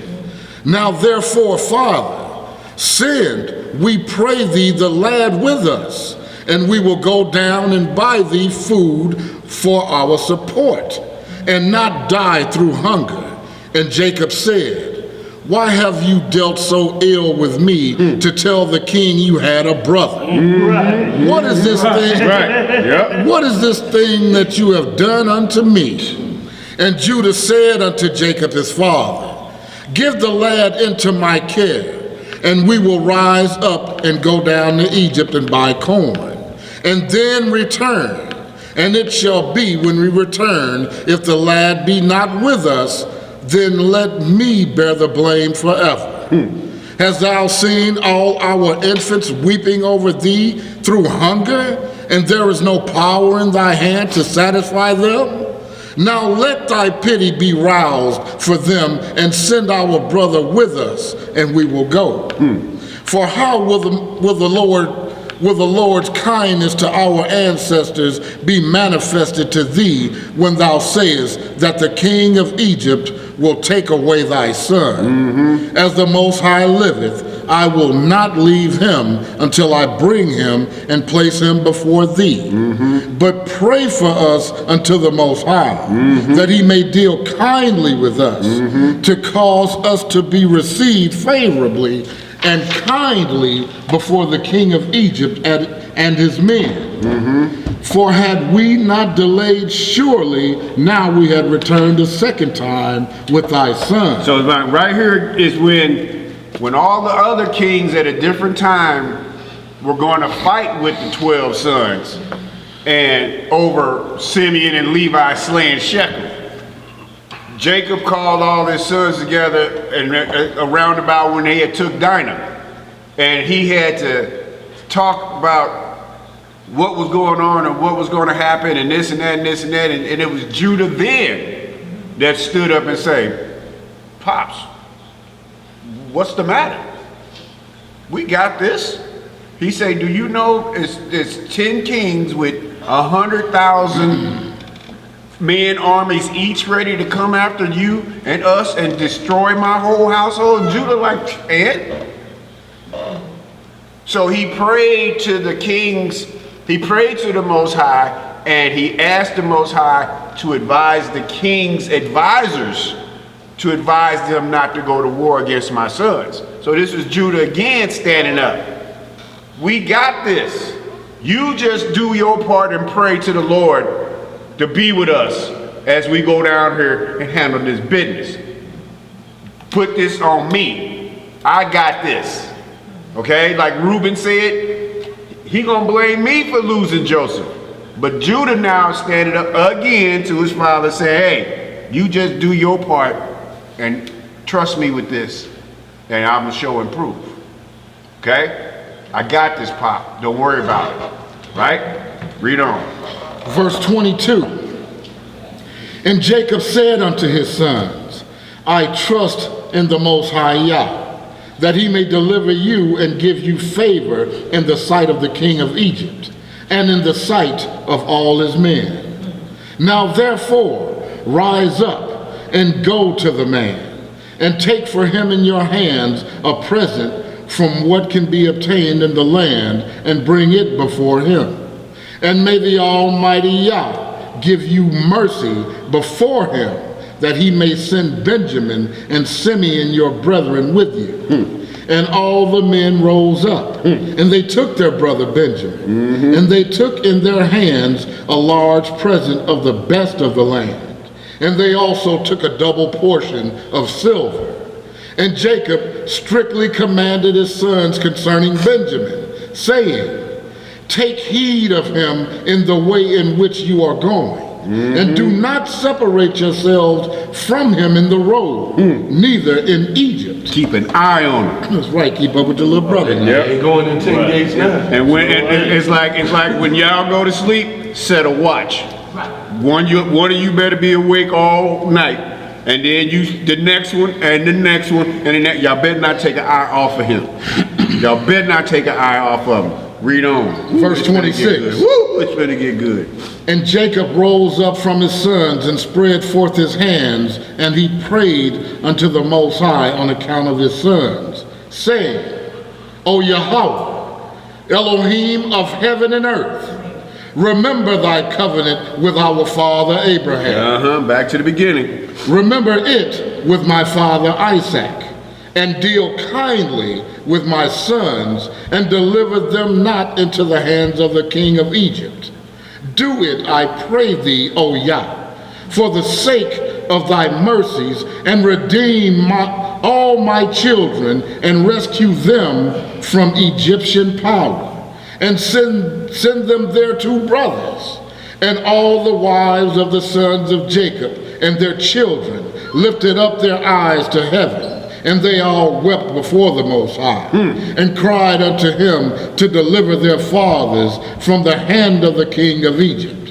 And Jacob wrote a record to the king of Egypt, and gave it into the hand of Judah, and into the hands of his sons, for the king of Egypt, saying, from thy servant Jacob, son of Isaac, son of Abraham the Hebrew, the prince of Yah, to the powerful and wise king, the revealer of secrets, king of Egypt, greeting. Be it known to my lord, the king of Egypt, the famine was sore upon us in the land of Canaan, and I sent my sons to thee to buy us a little food from thee for our support. For my sons surround me, and I, being very old, cannot see with my eyes. For my eyes have become very heavy through age, as well as with daily weeping for my son. Daily weeping. Still, for Joseph, who was lost from before me. And I command my sons that they should not enter the gates of the city when they came to Egypt, on account of the inhabitants of the land. And I also command them to go about Egypt to seek for my son Joseph. Perhaps they might find him there. And they did so. And thou didst consider them as spies of the land.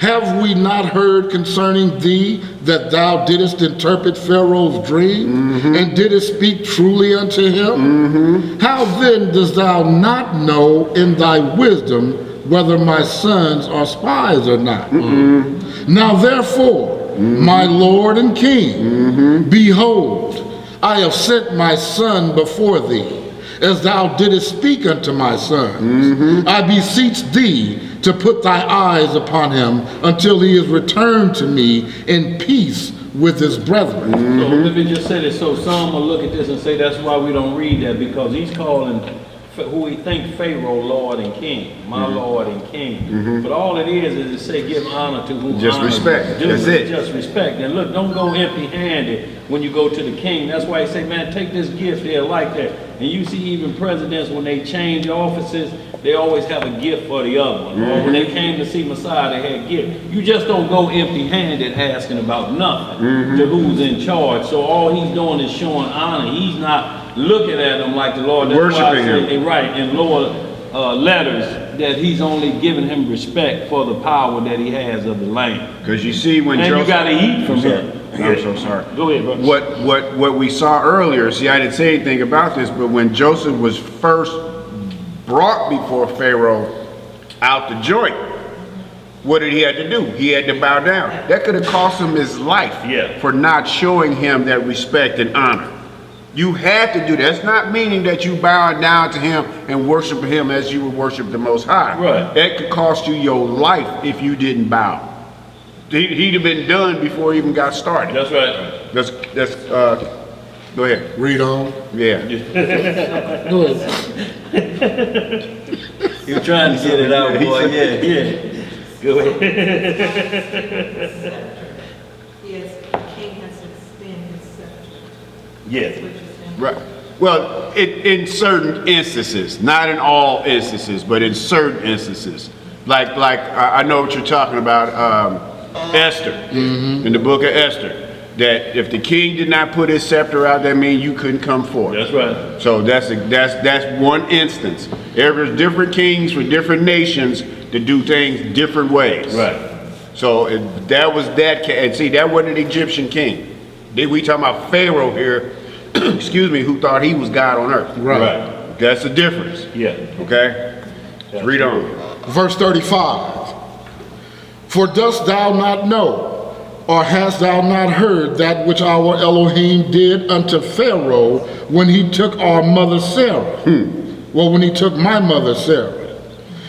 And what he did unto Abimelech, king of the Philistines, on account of her. And also what our father Abraham did unto the 9 kings of Elam. How he smote them all with a few men that were with him. So like he's first, what he do is see the tide then turned.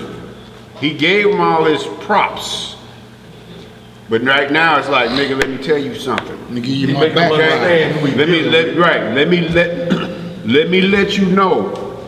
I'm easing you into this. Right. But let me let you know who you dealing with here. Right. Okay? And this is about my son. Read on. Verse 36. And also what my 2 sons, Simeon and Levi, did unto the 8 cities of the Amorites.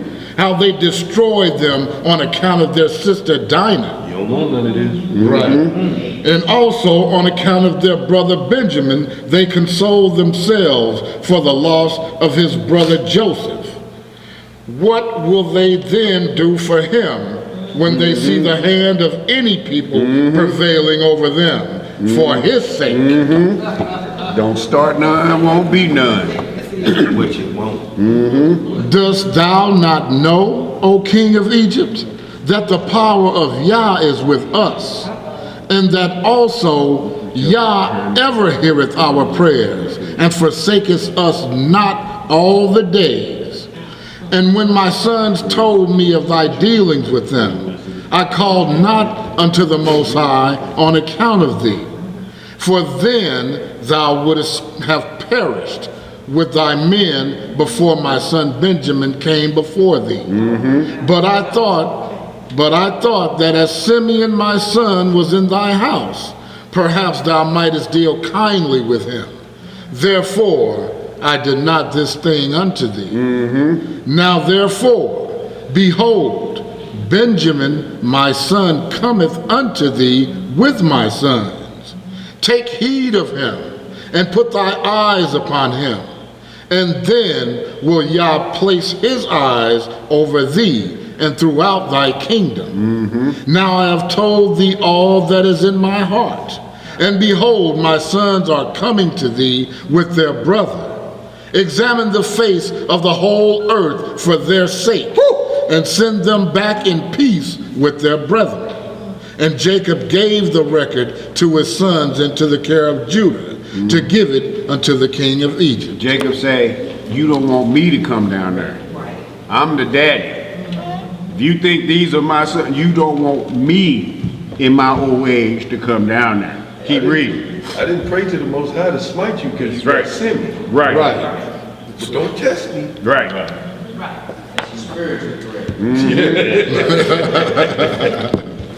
Chapter 53 and verse 1.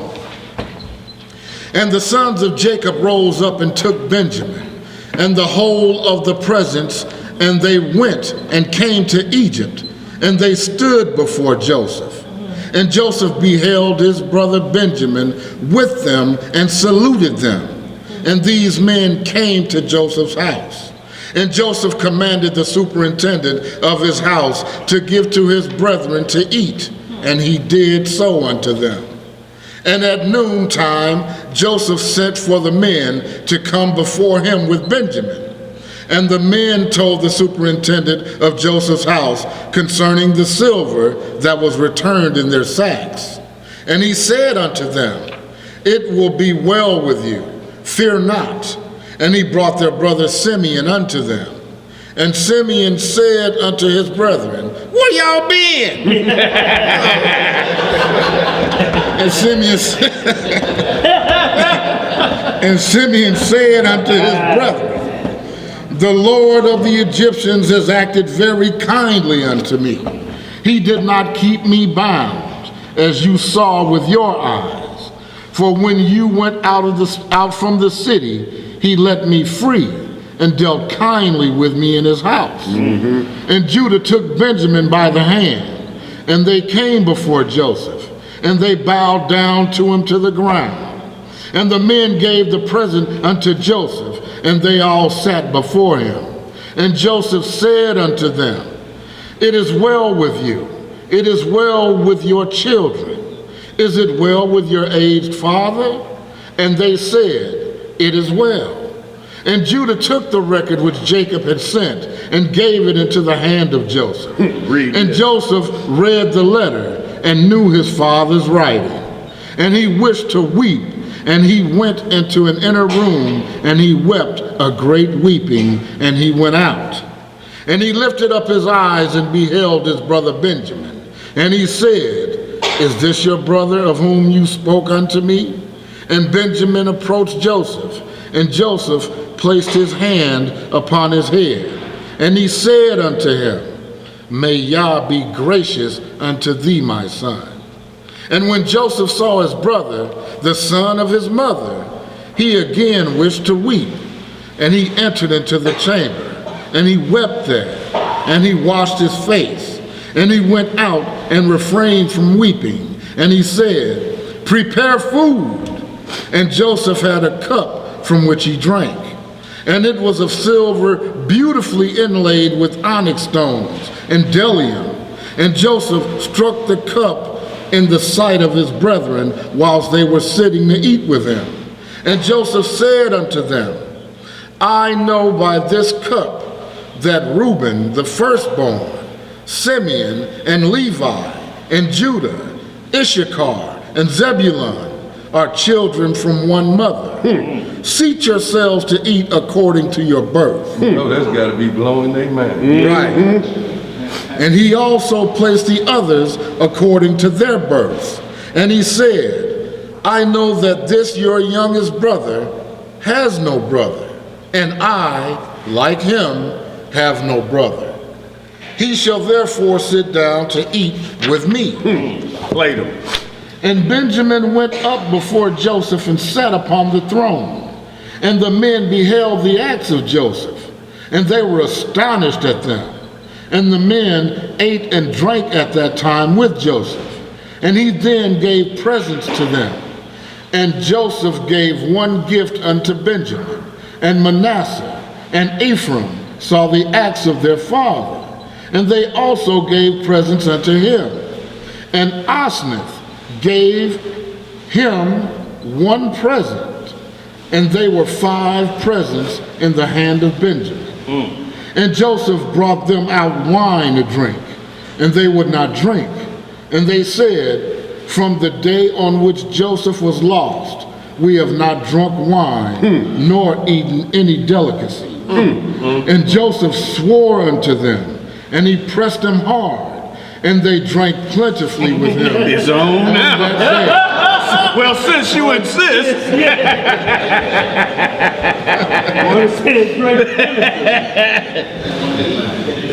There ain't no bottom to this wine. We done denied the king. And they drank plentifully with him on that day. And Joseph afterward turned to his brother Benjamin to speak with him. And Benjamin was still sitting upon the throne of Joseph. And Joseph said unto him, hast thou begotten any children? And he said, thy servant has 10 souls. And these are the names, Bela, Becher, Ashbel, Gera, Naam, Aki, He got more sons than his brother. Mupin, Shupin, and Ord. And I called their names after my brother, whom I have not seen. And he ordered them to bring before him his map of the stars, whereby Joseph knew all the times. And Joseph said unto Benjamin, I have heard that the Hebrews are acquainted with all wisdom. Dost thou know anything of this? And Benjamin said, thy servant is knowing also in all the wisdom which my father taught me. And Joseph said unto Benjamin, look now at this instrument, and understand where thy brother Joseph is in Egypt, who you said went down to Egypt. And Benjamin beheld that instrument with the map of the stars of heaven. And he was wise and looked therein to know where his brother was. And Benjamin divided the whole land of Egypt into 4 divisions. And he found that he who was sitting upon the throne before him was his brother Joseph. And Benjamin wondered greatly. And when Joseph saw that his brother Benjamin was much astonished, he said unto Benjamin, what hast thou seen? And why art thou astonished?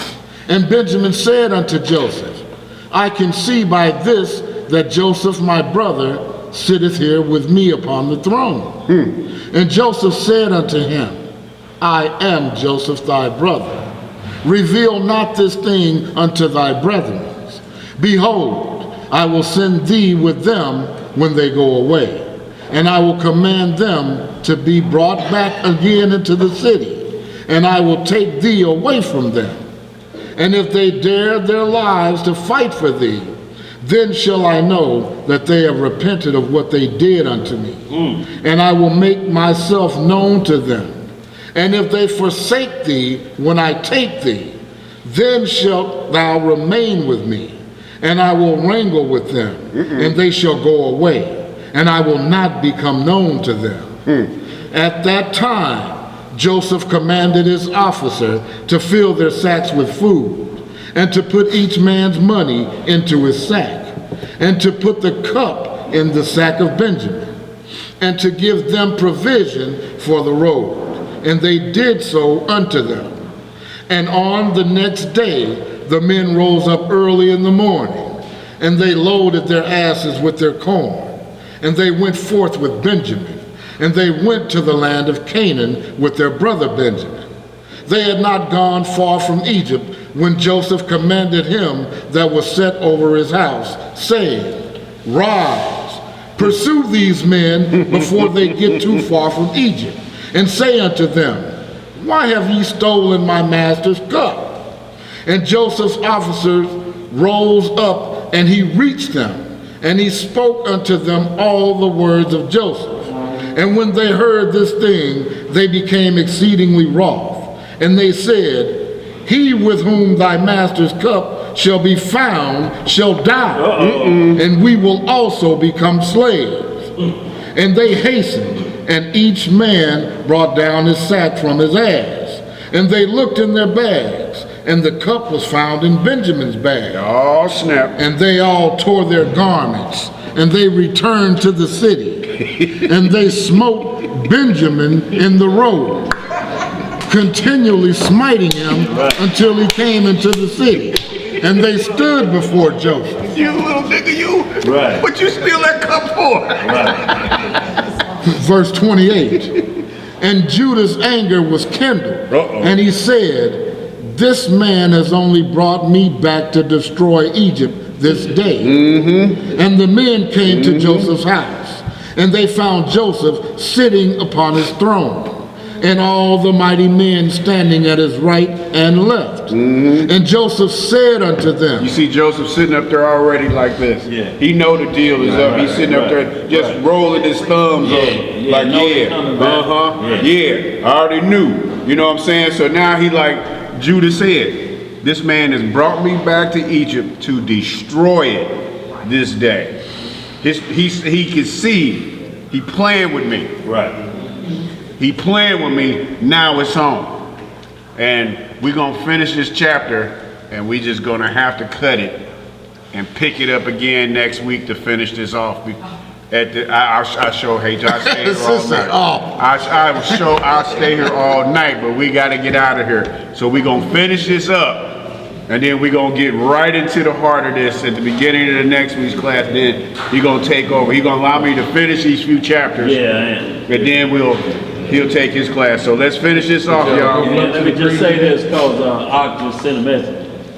People asking why we read from the book of Jasher. So you read the ancient book of Jasher, referencing Joshua chapter 10:13, and 2 Samuel 1:18, and 2 Timothy chapter 3 verse 8. So it tells you to study from this book in the Bible, because it fills in day-to-day events. You'll read everything we're talking about, you'll read in Genesis, the exact same thing. This is just filling in all of the blank parts that make you guess, you know, what happened with that, or, you know, what's going on. This fills it in. The details. Yep, The details of that event. Yep, so finish that off. verse 30. And Joseph said unto them, what is this act that ye have done? Bro. That you took away my silver cup and went away. But I know that you took my cup in order to know thereby in what part of the land your brother was. I just tripped off this. Benjamin know what's up. He's a part of the plan. Yeah. But he got smacked all upside the head all the way back. How many of y'all could have took that? Right. Without telling. Verse 31. And Judah said, what shall we say to our Lord? What shall we speak, and how shall we justify ourselves? Judah's like, I don't care what we say. It's on. Bottom line, it's on. I ain't got nothing to say. I'm trying to get around his throat. Right. Well, that's what Judah said. What shall we say to our Lord? Yah has this day found the iniquity of all thy servants. Therefore has he done this thing to us this day. And Joseph rose up and caught hold of Benjamin and took him from his brethren with violence. And he came to the house and locked the door at them. And Joseph commanded him that was set over his house that he should say unto them, thus saith the king, go in peace to your father. Behold, I have taken the man in whose hand my cup was found. So he left him standing there like, really? Really? All right, that's where we have to stop at, y'all. Oh, I wanted to make it through that. And y'all, it's some powerful reading, but you have to explain along the way, because there's laws being exhibited. And like I say, you have to be careful, because people will think they can break laws and do whatever early on. Y'all, I saw the sun and the moon and the 12 stars bowed to me. They're like, oh, this dreamer saying he the man now. And they really hated him for that, because of his gift to interpret dreams. At an early age, he was a youngster. That's how the Most High deals with us when we youngsters. He put the gift on you.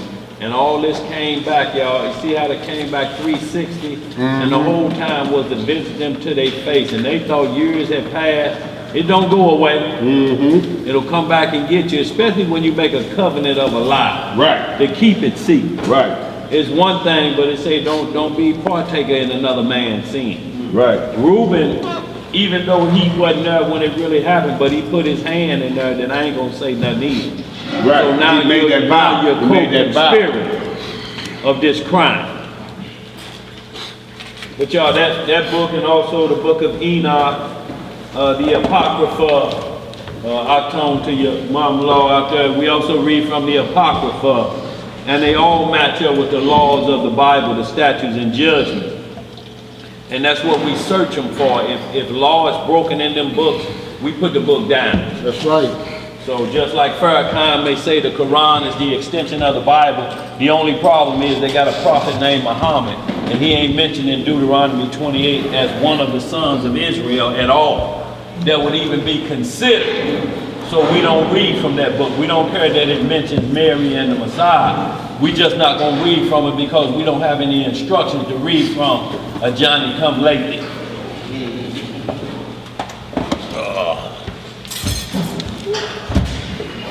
Good class, young man. Hallelujah. All praise. That's been for Zed, you could have got through. Always got to blame it on the good guy. Always got to blame it on the good guy. All right, family, we're going to get this closed in You got any prayer. questions out there, bro, before we close out? I can't tell y'all not to read ahead though, because tomorrow I ain't Yeah. promised. Yeah, But- but they should. Let Right. it on up. But I'm telling you, it's gonna be a long week waiting to get back here to finish this up. All right, we're going to get this closed in prayer with the Most High's permission. In the name of His only begotten Son, our uncrowned King, our Lord and Savior, Yahshua HaMashiach. And we know Him as Jesus the Christ, y'all. Long live the King. Long live the King. Reading in the book of Psalms, in the 33rd chapter, it reads, Rejoice in the Most High, O ye righteous, for praise is comely for the upright. Praise the Most High with harp. Sing unto Him with the psaltery and with an instrument of 10 strings. Sing unto Him a new song. Yes, sir. Play skillfully with a loud noise. For the word of Yahweh is right, and all His works are done in truth. He loveth righteousness and judgment. The earth is full of the goodness of the Lord. By the word of the Most High were the heavens made, and all the host of them by the breath of His mouth. He gathereth the waters of the sea together as an heap. He layeth up the depth in storehouses. Let all the earth fear Yahweh. Let all the inhabitants of the world stand in awe of Him. For He spake, and it was done. He commanded, and it stood fast. The Most High bringeth the counsel of the heathen to naught. He maketh the devices of the people of none effect. The counsel of Yahweh standeth forever. That's right. The thoughts of His heart are to all generations. Blessed is the nation whose El is Yahweh, and all the people whom He hath chosen for His own inheritance. That's right. Yahweh looketh from heaven. He beholdeth all the sons of men. From the place of His habitation, He looketh upon all the inhabitants of the earth. He fashioneth their hearts alike. He considereth all their works. There is no king save by the multitude of an host. A mighty man is not delivered by much strength. And horse is a vain thing for safety. Neither shall he deliver any by his great strength. Behold, the eye of Yahweh is upon them that fear Him. That's right. Upon them that hope in His mercy. That's right. To deliver their souls from death and to keep them alive in famine. Our soul waiteth for the Most High. Yes. He is our help in all our strength. Yes. For our heart shall rejoice in him. Yes. Because we have trusted in the Most High's holy name. Yes. Let thy mercy, O Yahweh, be upon us, according as we hope in thee. Hallelujah! Say amen! Yes, Appreciate sir. y'all. Y'all got to show it to me. Greatly appreciate it. Continue, thanks y'all to the Worldwide Assembly that continue to help us support this ministry. Y'all want to thank y'all personally for all y'all support.